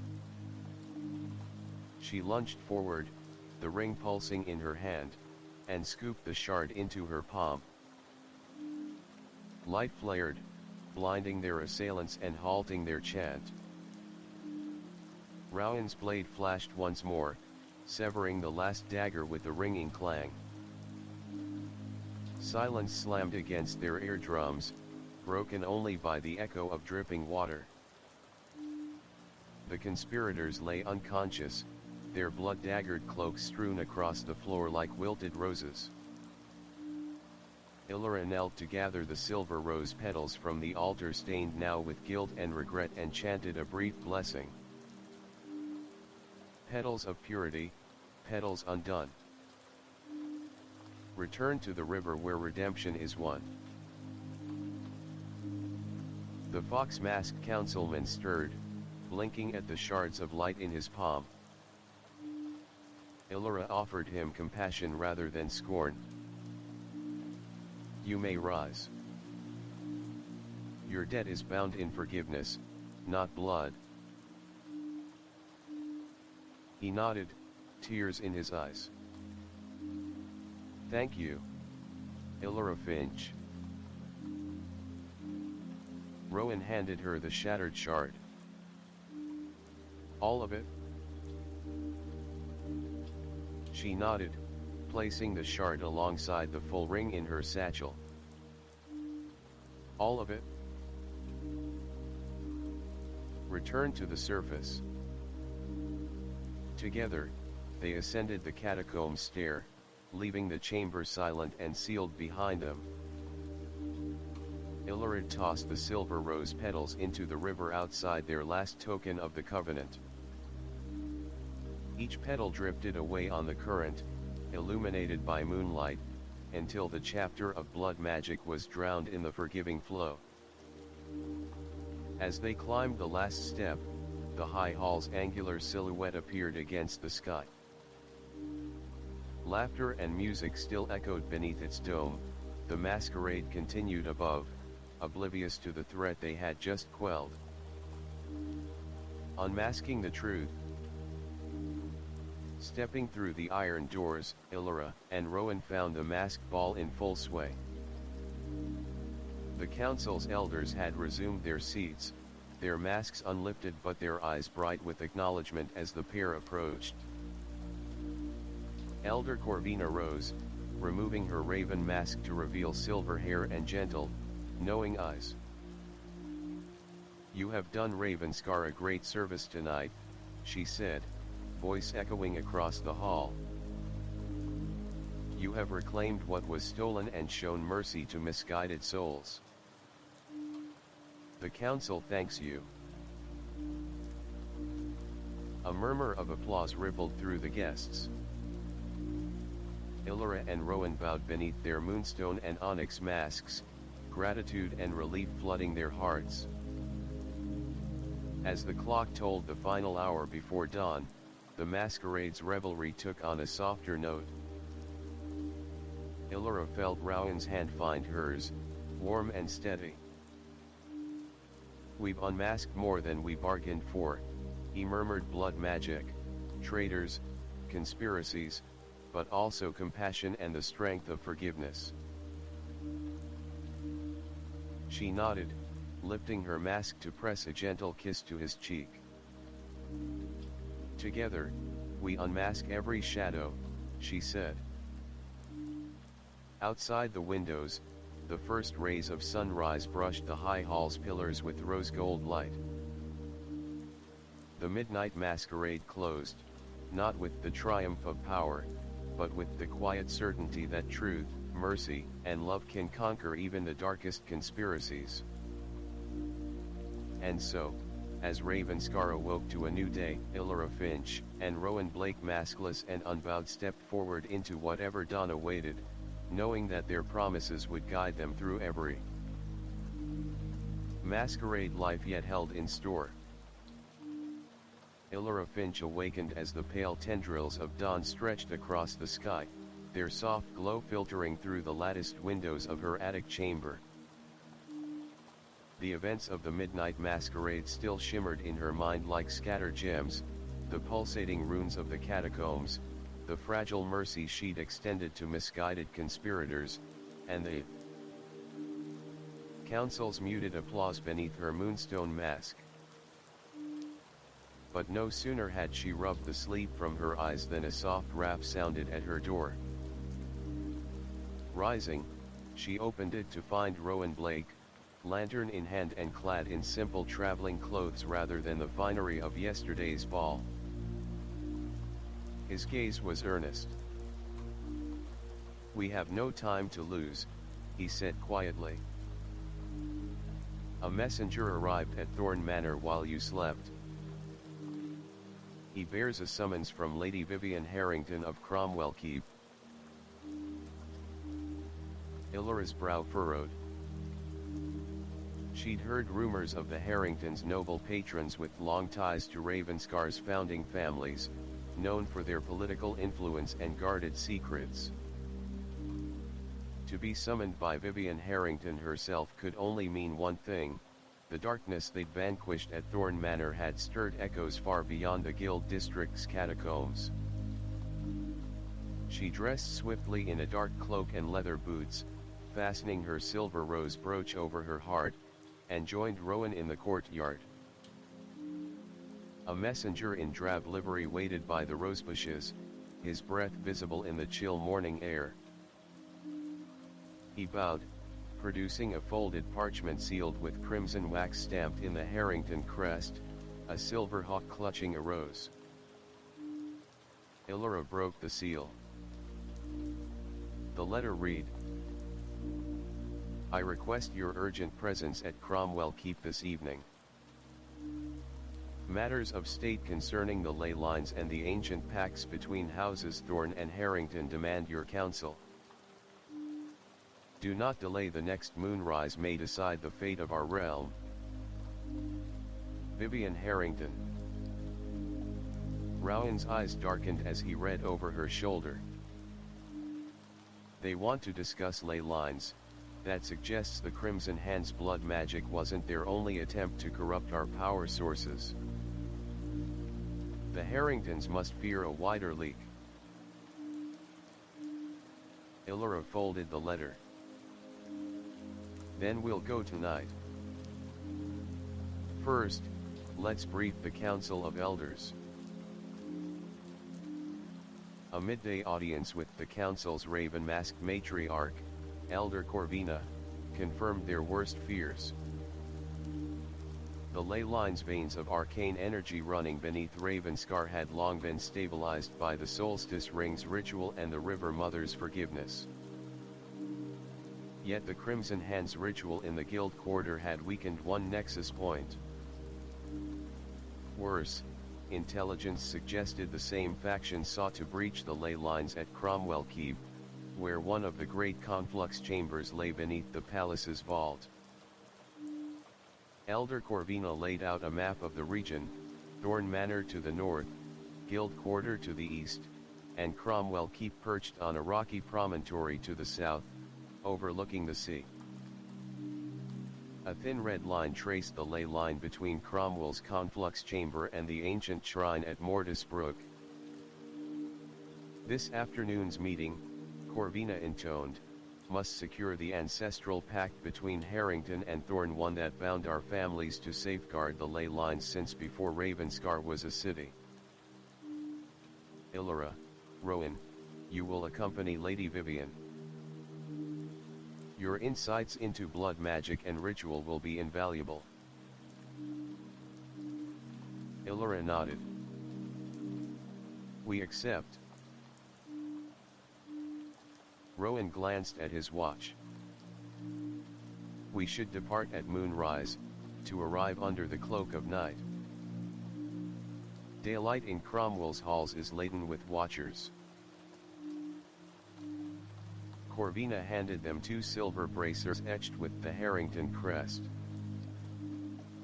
Present these to the keep's sentries. They will escort you to the chamber. As twilight deepened, they rode southward along the winding coastal road, the cliffs dropping steeply to the sea on their right and dense woodland on the left. Horses' hooves clattered on cobblestones laid centuries earlier by Harrington engineers. A rising moon cast long shadows across the forest floor, flickering like silent sentinels. Rowan rode beside Illyra. I hear Lady Vivian is as cunning as she is beautiful, he murmured, voice tinged with amusement. Be ready for political intrigues mixed with her hospitality. Illyra smirked. And I hear her library rivals Thorn's. Perhaps she'll use her tact to steer us into a trap. He laughed softly. If she dares, we'll dance better than any masquerade. The gates of Cromwell Keep opened with a thunderous clang as they presented the silver bracers.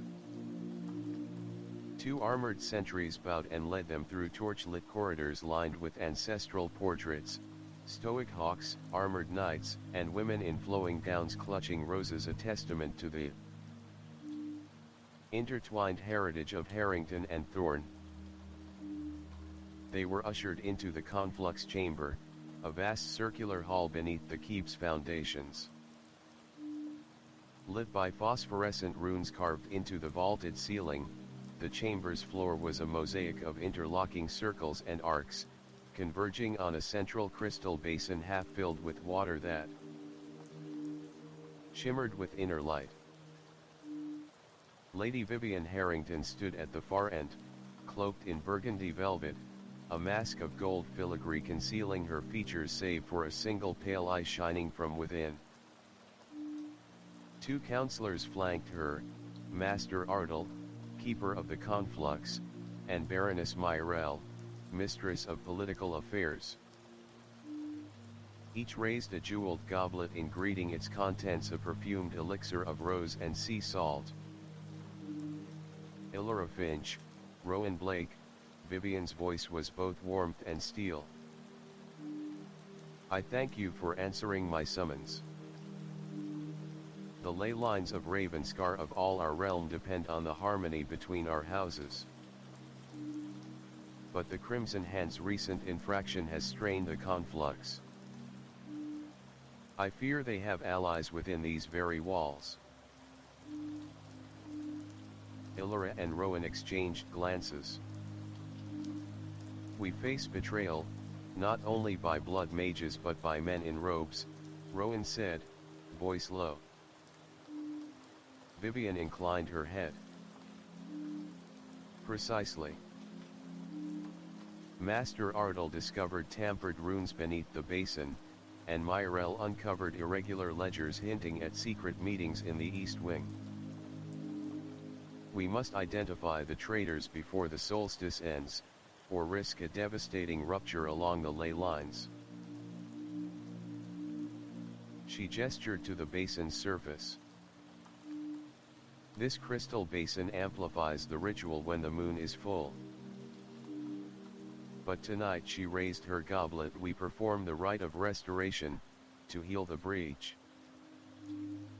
Illyra, your experience with the solstice ring and water rites will guide us.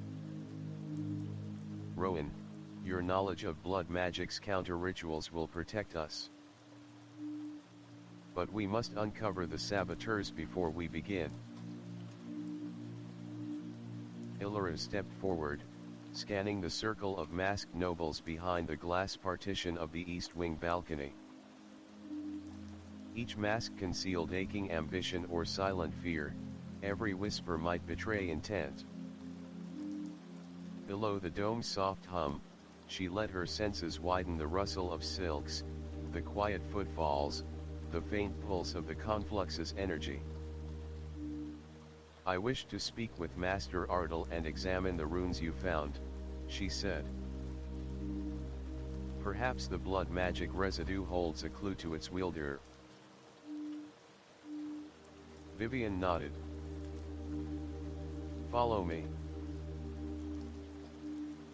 In a side alcove illuminated by pale blue light, Ardel led Illyra to a section of floor where the mosaic tiles had been heaved aside. Beneath them lay carved runes, scorched with crimson fire, and a single masked footprint in dried blood. Illyra knelt, examining the footprint's size and the gait implied by its crescent shape. This is no novice, she murmured. The depth indicates someone of considerable weight, and the heel's angle suggests a practiced stance, perhaps a guard or soldier. Rowan circled to the other side.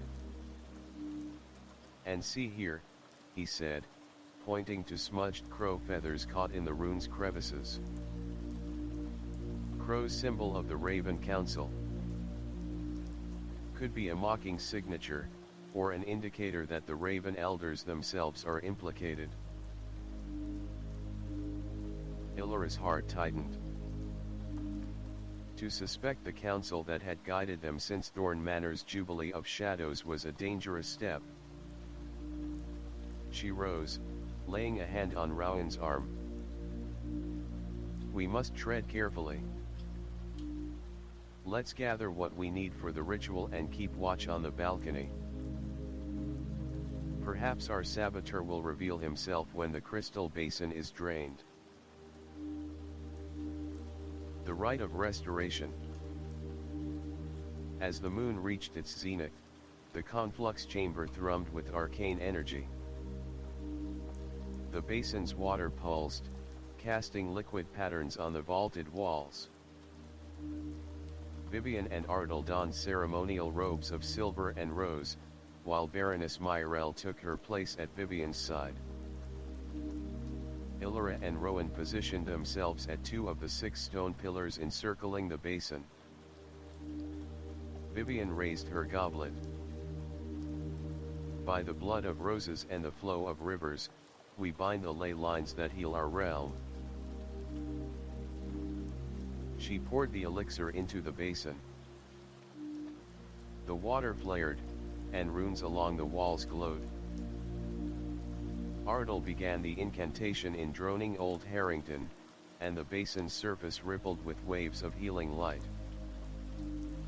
Rowan whispered protective words around the chamber's perimeter, sealing the ritual space against external interference. Illyra traced a pattern in the basin's glowing water with her silver-hilt dagger, guiding the currents into a spiral that mirrored the Solstice ring's design. As the ritual built toward its climax, the crowd fell silent, every masked noble fixated on the basin's luminescence.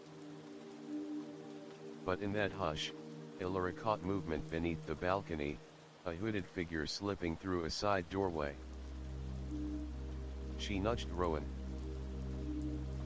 He followed her gaze, recognition flickering in his eyes. Baroness Myrell. They slipped from their posts as Myrell closed the balcony door behind her. Vivian and Ardal's voices rose in chant, the water's glow expanding. Illyra and Rowan pursued Myrell through winding corridors, past opulent tapestries depicting the founding of Ravenscar, and down a narrow spiral stair leading to an abandoned guard room. Myrell turned as they entered, her mask of silver fox replaced by bare features twisted with fear and defiance. In her hand gleamed a dagger encrusted with black gems. "You shouldn't have followed me," she hissed, backing toward the door that led to the outer walls. Through a narrow arrow slit, they could see starlit water of the sea crashing against the cliffs. "This ritual will bind the conflux to Harrington rule, severing Thorn influence once and for all."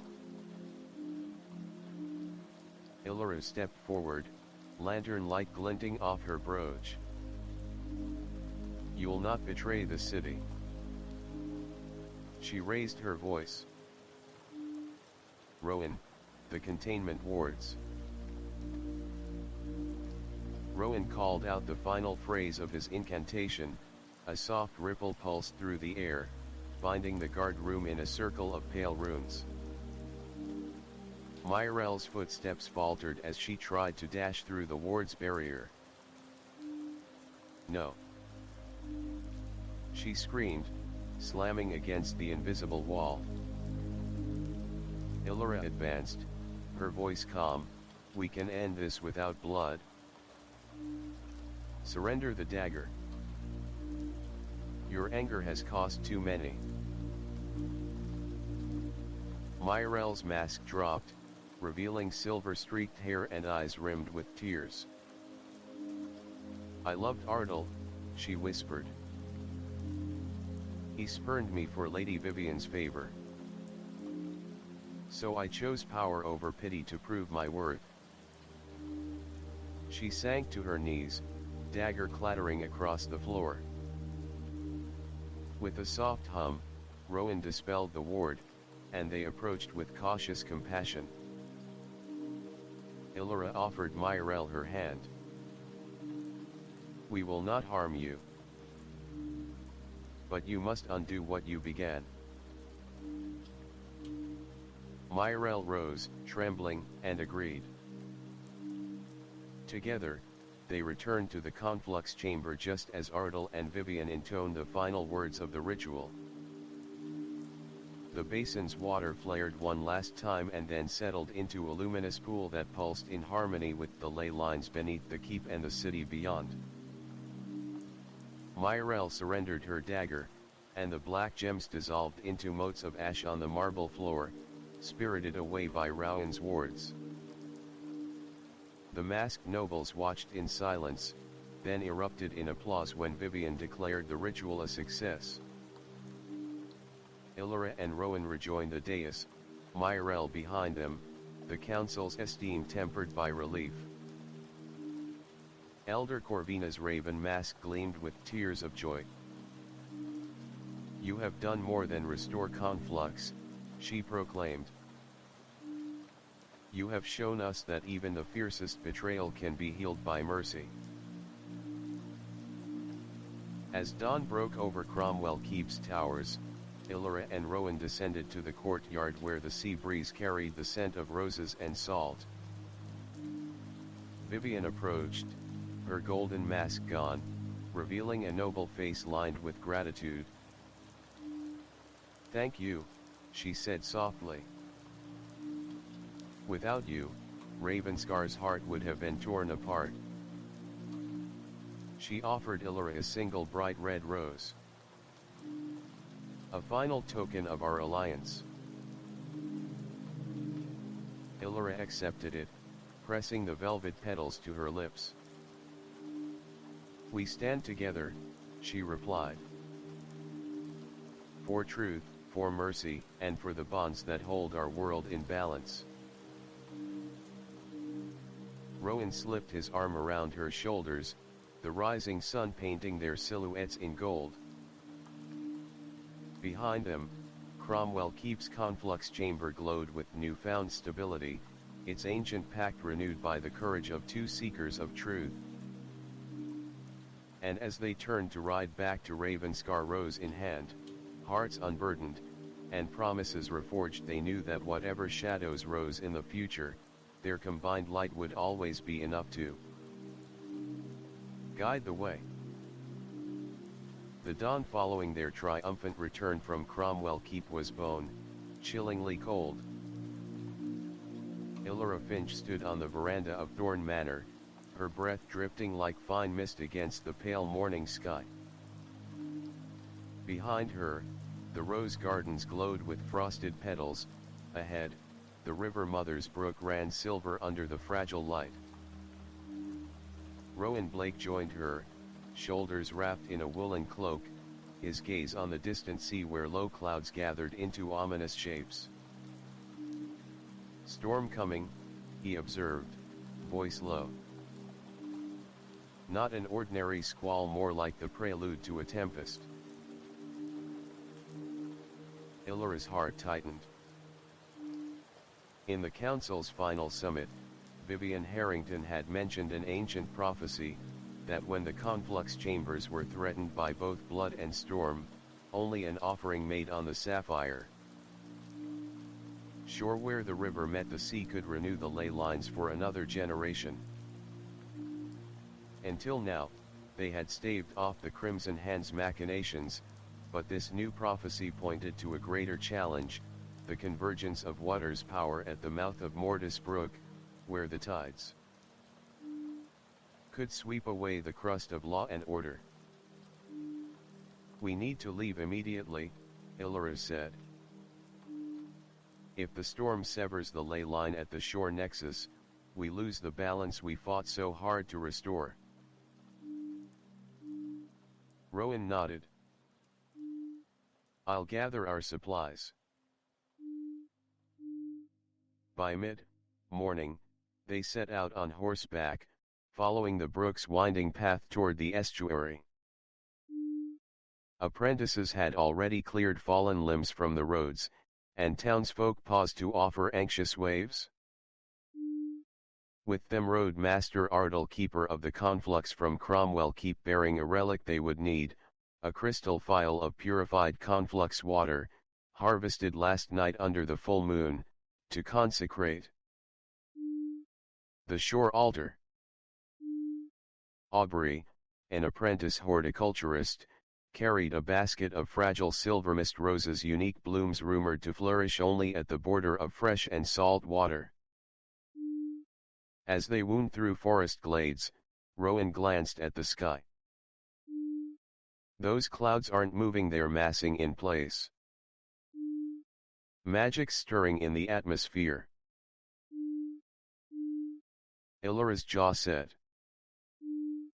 All the more reason to hurry.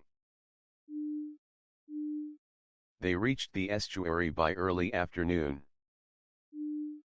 The brook spread into a shallow tidal basin, and the sands were stained pale green with algae. Overhead, dark clouds swirled like great ink blooms, and the wind carried a tang of salt and ozone. At the water's edge stood the shore altar, a low dais of polished granite carved with the symbol of the twin rings, one of rosewood, one of vine, beneath a pair of entwined wave motifs. Illyra dismounted and approached the altar. The ground beneath her boots trembled as though something stirred below the silt. She knelt and placed the crystal phial upon the dais. Beside it, Rowan arranged the silvermist roses in a wreath. Master Ardal began the ancient invocation in the deep timbre taught to him by Cromwell's elders. Spirits of river and sea, we summon your balance. Fresh water joins brine, in sacred dance. Where brook and tide unite, grant strength to our conflux, that the lay shall endure through storm and shadow. The wind howled across the basin, lifting petals from the wreath and sending them skittering across the wet sand. Illyra uncorked the phial and poured the glowing water into the carved channel that led from the dais to the sea. The moment the liquid touched salt, a plume of violet mist rose, woven with motes of golden light. Rowan drew his dagger, a ritual blade inscribed with thorn runes, and cut his palm, letting a few drops of blood spill into the water mist. He whispered,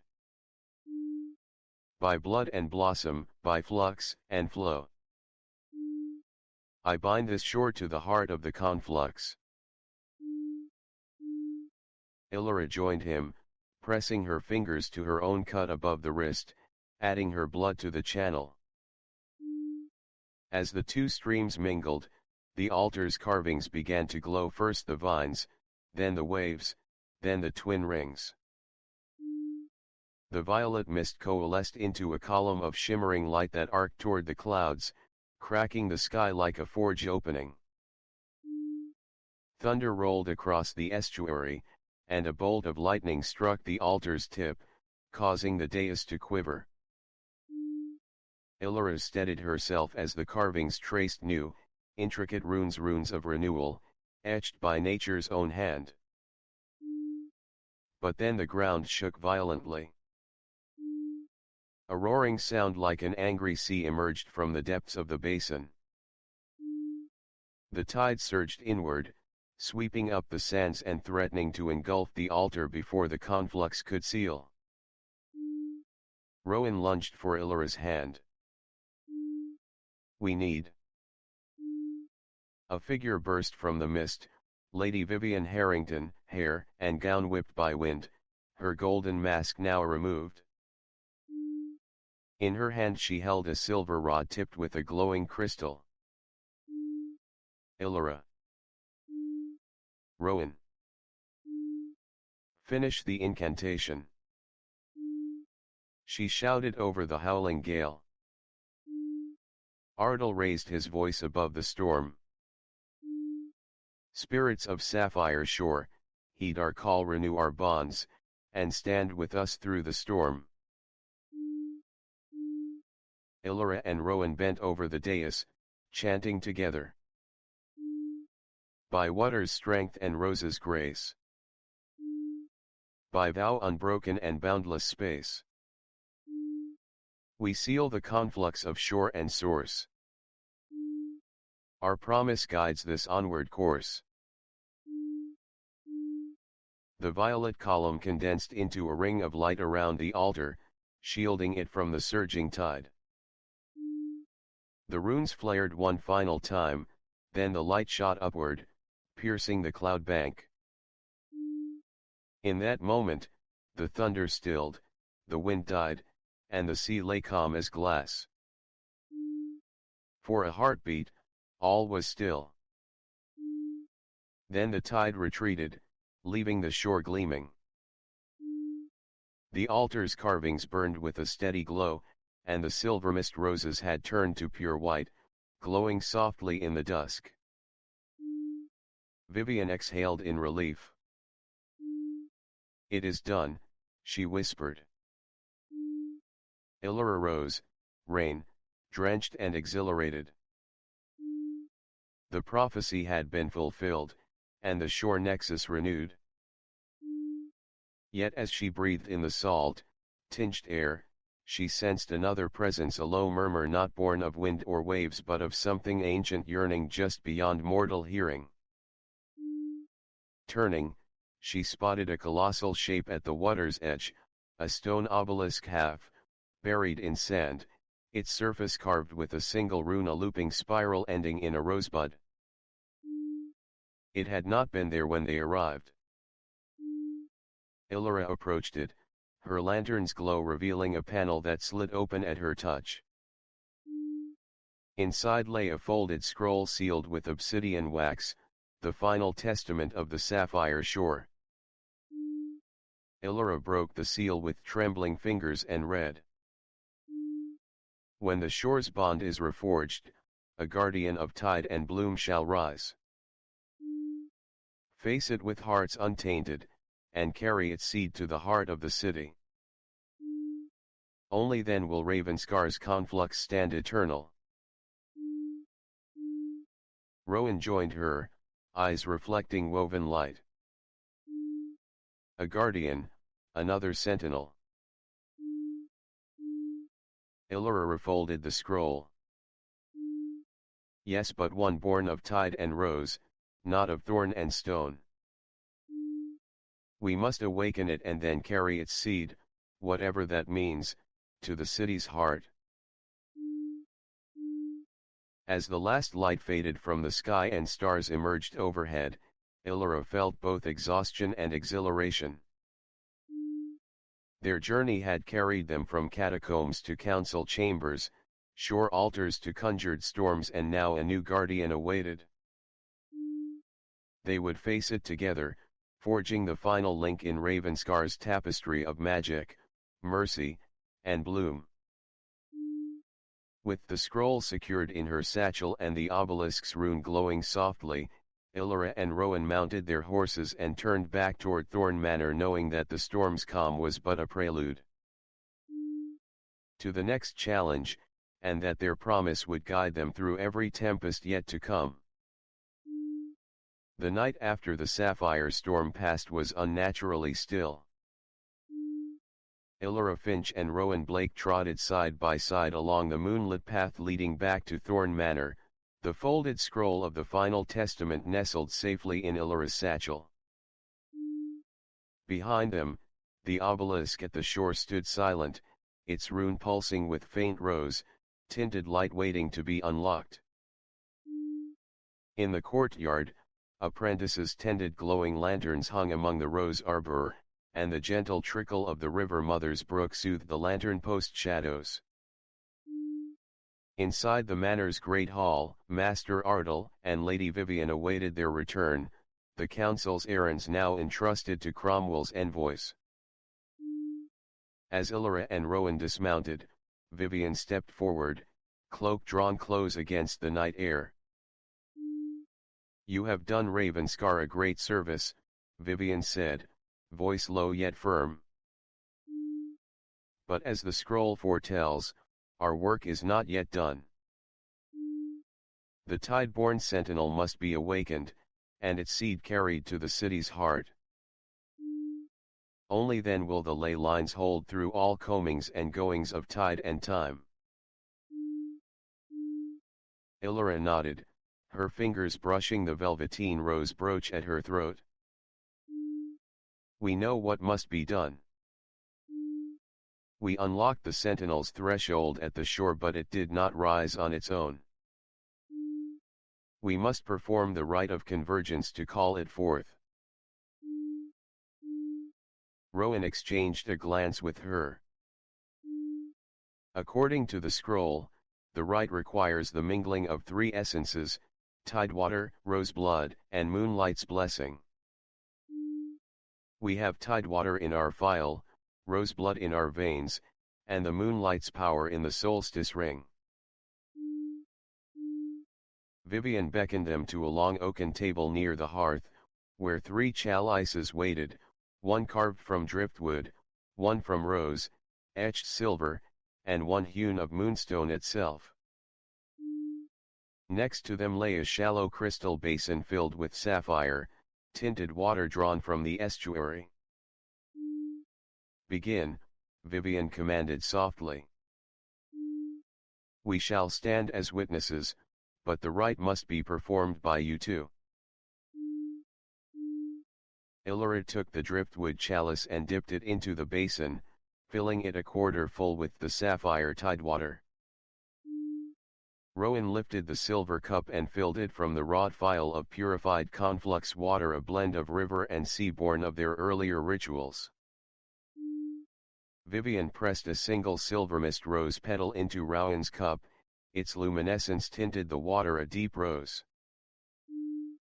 Illyra traced the solstice ring through the air 3 times, letting moonlight catch its facets.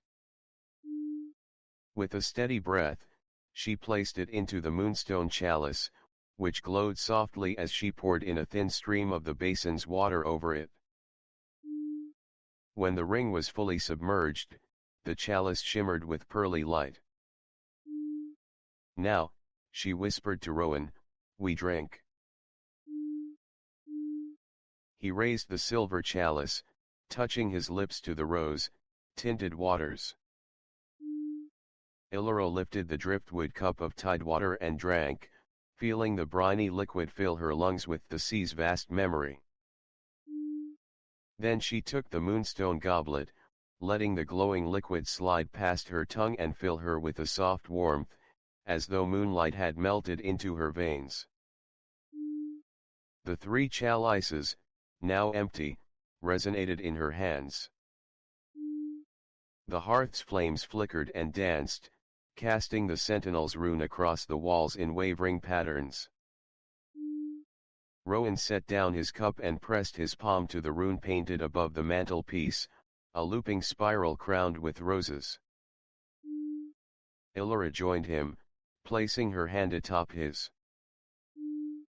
The rune glowed bright gold and deep sapphire in unison, and the mansion's stones trembled as though the very bones of the manor had awakened. A low roar echoed through the courtyard, drawing them to the great doors. Outside, the night sky had shifted.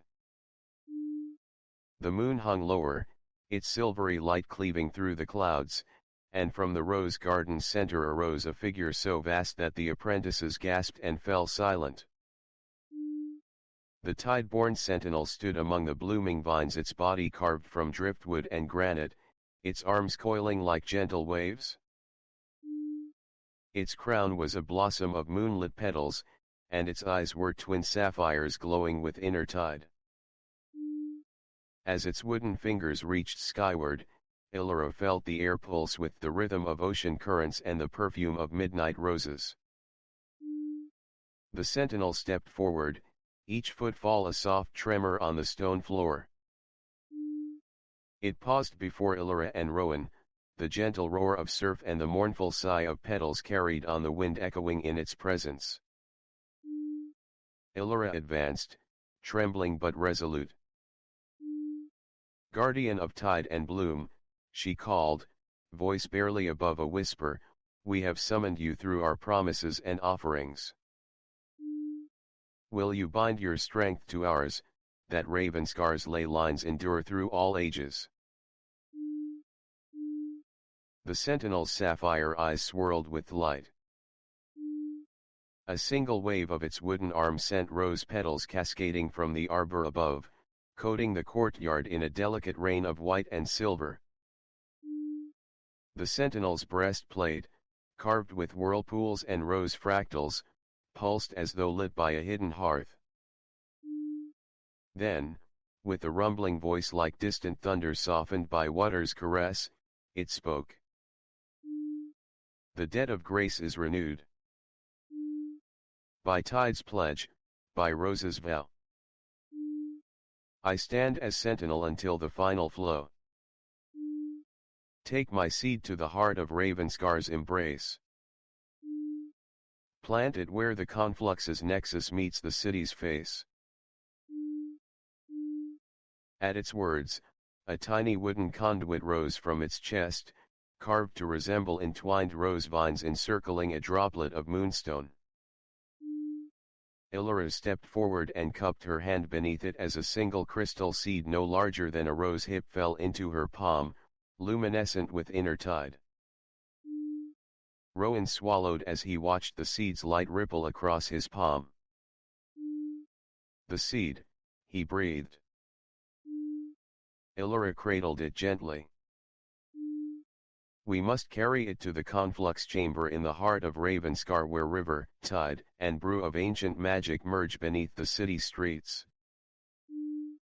There, we'll plant it in the crystal basin that sustains our city's pulse. The sentinel inclined its head, petals drifting from its crown with a soft sigh. Then it stepped backward, fading slowly into the rose garden's shadows until only the rose, engraved rune on the wall remained, glowing faintly with sapphire light. Vivian emerged from the hall doors, eyes bright with wonder. You have done it, she said, her voice hushed. Ravenscar's future flows in your hands now. Illyra clasped Rowan's hand. Will not fail. She raised the crystal seed, its glow reflected in every window pane of the manor's facade. Let us begin the journey. As torchlight flared and apprentices hurried to ready lanterns, Illyra and Rowan set out once more, two seekers carrying the living heartbeat of tide and bloom toward the city's core. Behind them, Thorn Manor watched over its roses as dawn's first rays gleamed on the sentinel's rune, a promise etched in stone and wood that Ravenscar's ley lines would endure through every storm yet to come. Dawn's first light had barely chased away the stars when Illyra Finch and Rowan Blake set out from Thorn Manor once more, the crystal seed cradled in Illyra's palm like a delicate promise. Alongside them rode Master Ardle of Cromwell Keep and Lady Vivian Harrington, each bearing supplies for the final leg of their quest, to deliver the Tideborn sentinel seed to the conflux chamber. At Ravenscar's heart, where fresh water, tide, and moonlight converged in an underground sanctuary beneath City Hall. The streets were nearly deserted as they crossed the River Grey by the stone bridge, its arches echoing with the distant calls of gulls. Apprentices still hung rose-tinted lanterns from market stalls, though no vendors yet stirred. Every now and then, a lone courier passed, bearing messages to the council of elders or guild masters. At every turn, the glow of the crystal seed pulsed softly, as if calling out to the veins of magic woven beneath the city's foundations. Rowan kept close to Illyra's side, his hand resting on the satchel where Catherine Trent's journal and the Tideborn seed were protected. I feel, as though the whole city holds its breath, he murmured, eyes flicking to the empty windows of shuttered homes. Everyone knows tonight could reshape Ravenscar for generations. Illyra nodded, her gaze fixed ahead on the turreted silhouette of City Hall. We carry more than a seed, she replied. We carry the promise of balance and renewal. If we fail, the ley lines could drain into chaos. They reached the hall's grand iron doors just as the sun cleared the rooftops. Two sentries, each wearing masked bracers bearing the Raven Council's crest and the intertwined rose and wave symbol of thorn, greeted them silently and escorted them through tiled corridors into the Council Chamber's antechamber. The walls were lined with mosaics depicting Ravenscar's founding, riverboats unloading grain, fishermen casting nets into moonlit waters, roses blooming across the banks. Master Ardal led them to an ornate basin carved of polished marble, engraved with triple rings, one of vine, one of rose, one of wave, mirroring the Tideborn sentinel's form. A soft luminescence pulsed around its rim, fed by arcane filaments inlaid in the floor. As they approached, the basin's water shimmered, revealing ghostly images of the River Mother, the Solstice brides, and the Tideborn sentinel bowing in harmony. Lady Vivian stepped forward, cloak drawn back to reveal her burgundy gown edged in silver. "Here lies the heart of Ravenscar's conflux," she intoned. "The pulse of river, tide, and moon sustains the city above. To complete the rite of convergence, you must plant the sentinel seed in this basin, speak the final vow, and then step back willingly, offering yourselves as guardians of the promise." Illyra's pulse thundered in her ears. She knelt before the basin and set the crystal seed into the water's center. The moment it touched the surface, ripples of sapphire light chased through the basin, weaving between the mosaics on the floor and climbing the walls in arcs of living magic. Rowan knelt beside her and placed his hand atop hers. Together they spoke the vow they had learned from the final testament. By tide's song and rose's bloom, by moonlit grace and earth's perfume, we plant the seed, we bind the flow. Our promise guides the light below. As their voices echoed through the vaulted chamber, the water in the basin glowed brighter, forming a pillar of light that reached up through a translucent crystal dome overhead. The mosaics on the walls came alive, roses budded and bloomed in stone relief, riverboats set sail moving upstream, and spectral figures of the Solstice brides drifted between arches, their voices lifted in thanksgiving. Suddenly, the chamber trembled. Rowan's eyes snapped to the door as a gust of wind swept through, extinguishing the lanterns and plunging the room into darkness lit only by the pillar of magic. Figures in dark cloaks materialized at the balcony above a cabal of the Crimson Hand, their faces hidden behind iron masks shaped like ravens. Their leader, clad in blood-red robes and bearing the dagger he had once wielded in the catacombs, stepped forward. "You thought you could trap ley lines in crystal and stone," he snarled, voice echoing off the marble. "Tonight, we end your pacts and drown Ravenscar in power beyond your feeble rights." Illyra and Rowan rose, hands still linked. The basin's light flared, casting the chamber in brilliant radiance. The hooded conspirators balked, clutching their own daggers carved with corrupted runes meant to shatter ley filaments. Rowan drew the ring of vines from his satchel, the original River Mother's tribute, and held it aloft. "This seed and this ring stand against your blood oath," he cried. The conspirators advanced, and the chamber erupted in conflict. Rowan lunged to defend Illyra, blade ringing against the nearest masked assailant's sword. Illyra stepped toward the basin, chanting the rite of waters she had learned from Master Ardal. "Spirits of stream and surge, unite. Guard this heart through day and night." As her voice rose, the basin's water spiraled outward, forming a translucent dome of tide around her and Rowan, repelling the encroaching swords. The conspirators recoiled, their daggers slung aside by swirling currents of magic. The chamber's runes blazed in response, saturating the room with azure light. Lady Vivian and Master Ardal joined in, invoking protective wards that formed concentric circles upon the marble floor. The coup attempt faltered as the conspirators' corrupted filaments seized and shattered under the combined power of Conflux Water, Tide's Vow, and Moonlight's Blessing. One by one, the assailants dropped their weapons and collapsed, ensnared by living vines that sprouted from the ring of tribute, gently restraining them without harm. As dawn's first rays pierced the dome's crystal, the chamber fell silent.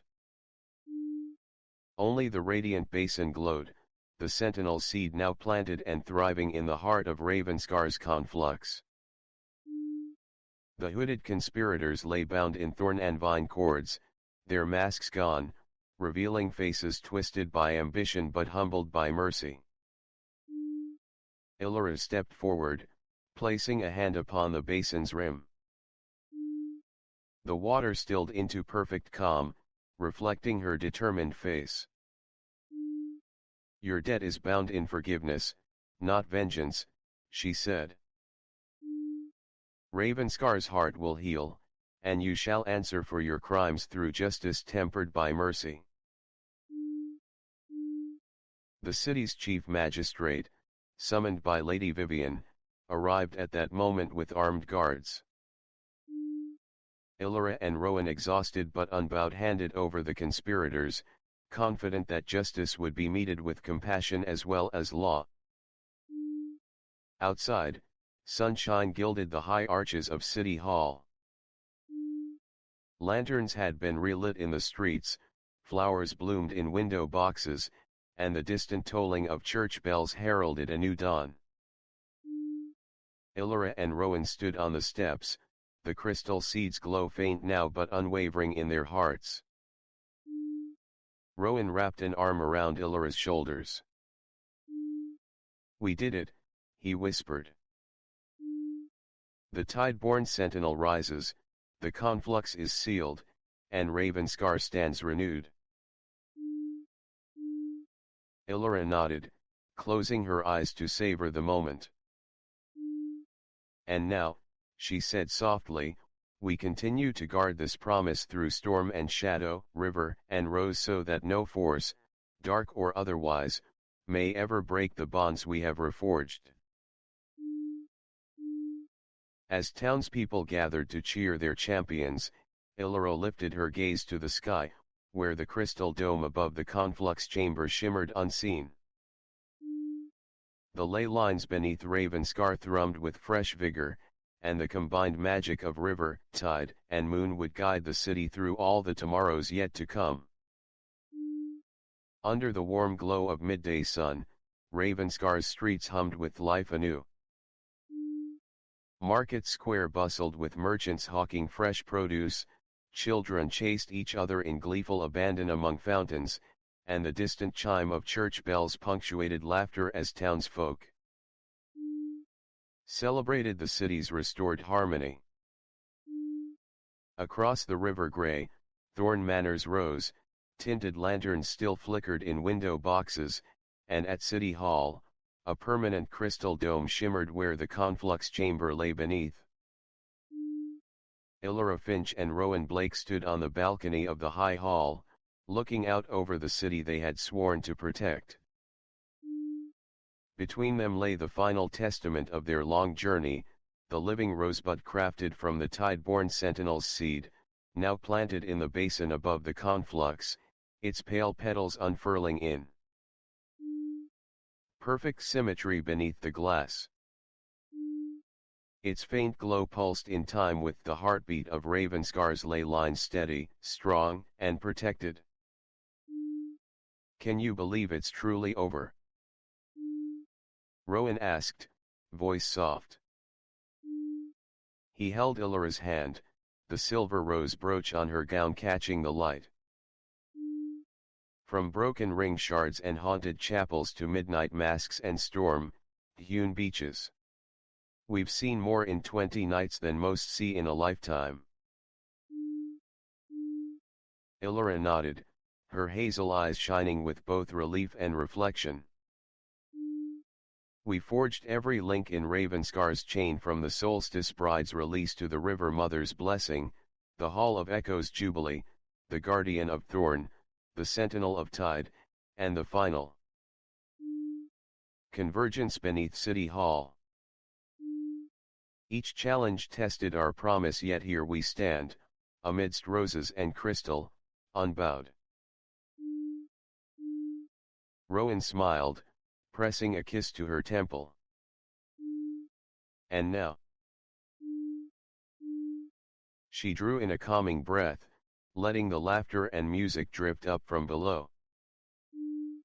Now we carry forward what we have learned, that every hidden debt can be repaid, every secret laid bare, and every heart given mercy can find forgiveness. Ravenscar thrives because its people dared to speak truth and bind their promises with compassion. Below, the Council of Elders had gathered on the balcony's lower tier. Elder Corvina, the raven mask set aside, her silver hair gleaming, stepped forward with Elder Sylvanus, who had guided the River Mother's rites, and Master Ardal, keeper of the conflux. Behind them stood Lady Vivian Harrington in robes of rose and tide, and Baroness Myrell, freed from her misguided ambition. Each bore expressions of gratitude and hope. Elder Corvina raised her hand for silence. People of Ravenscar, her voice rang clear above the hum of celebration, today we witness not only the restoration of our ley lines but the renewal of our collective spirit.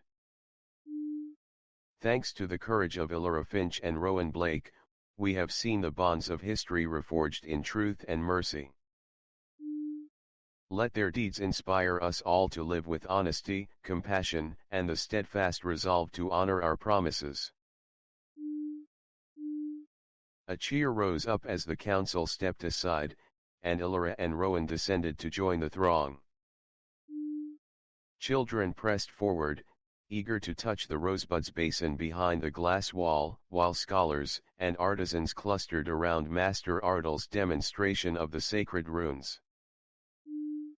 Vendors offered confections made from silvermist petals, and musicians struck up a lilting tune that blended flute and lute in joyous harmony. As the festivities unfolded, Illyra found herself drawn to the rose garden beneath Thorn Manor's windows. Apprentices had replanted every bed with a blend of crimson, pale pink, and midnight black roses, symbols of passion, purity, and hidden debts now resolved. She paused before a single patch where white buds nestled among thorny branches. There, the Tideborn Sentinel's obelisk had been relocated, its rune carved now into a polished stone pillar, marking the Sentinel's resting place. A plaque beneath read, "Watchful guardian of shore and bloom, forever bound to Ravenscar's promise." Rowan joined her at the pillar, offering 2 small watering cans filled with fresh brook water. "Shall we offer the first watering?" he asked. Illyra smiled and dipped her can, letting the water trickle over the rune. The carved petals glowed with a soft sapphire light, and for a fleeting heartbeat, she thought she heard the ripple of surf and the rustle of petals drifting on the breeze. It was as if the sentinel acknowledged their devotion, its watch unending, its purpose fulfilled. They walked through the garden's winding paths, hands intertwined, pausing before each rose variety to ensure every bloom received its blessing. At the center lay a stone sundial surrounded by mosaic tiles depicting scenes from their journey, a bride in a stone coffin, a river confluence, the Hall of Echoes, the catacombs, the shore altar, and the crystal basin. At sundown, the sundial's tip cast a shadow onto a central tile engraved with intertwined rings, one of rosewood, one of vines, symbolizing the unity they had forged. As dusk gave way to stars, they ascended to the manor's highest tower, where an observatory had been constructed atop the old watchtower. There, a single telescope pointed skyward. Rowan adjusted its lens until Illyra could glimpse the moon's cratered surface, its pale face smiling down as if in approval. "Always keep your eyes on the light," Rowan whispered. "Even when storms gather." Illyra rested her head against his shoulder. "And remember the promises we spoke, the vows of air and water, blood and blossom that bind us to each other and to Ravenscar." Between them glowed the silver rose brooch and the ghostly shimmer of the solstice ring on a crimson velvet cushion nearby, symbols of all they had endured and all they had saved. Below, lanterns in the gardens blinked out one by one as the city settled into a peaceful night. A soft wind carried the scent of roses through the open tower window, and Illyra inhaled deeply, letting the fragrance fill her senses. "We are the keepers now," she said softly. "Of memories, of magic, and of mercy." Rowan kissed her hand. "Then let us guard them well." And so, under the tapestry of stars and the watchful moon, Illyra Finch and Rowan Blake embraced their new lives, keepers of Ravenscar's legacy, bound by promises sealed in water, rose, and steel.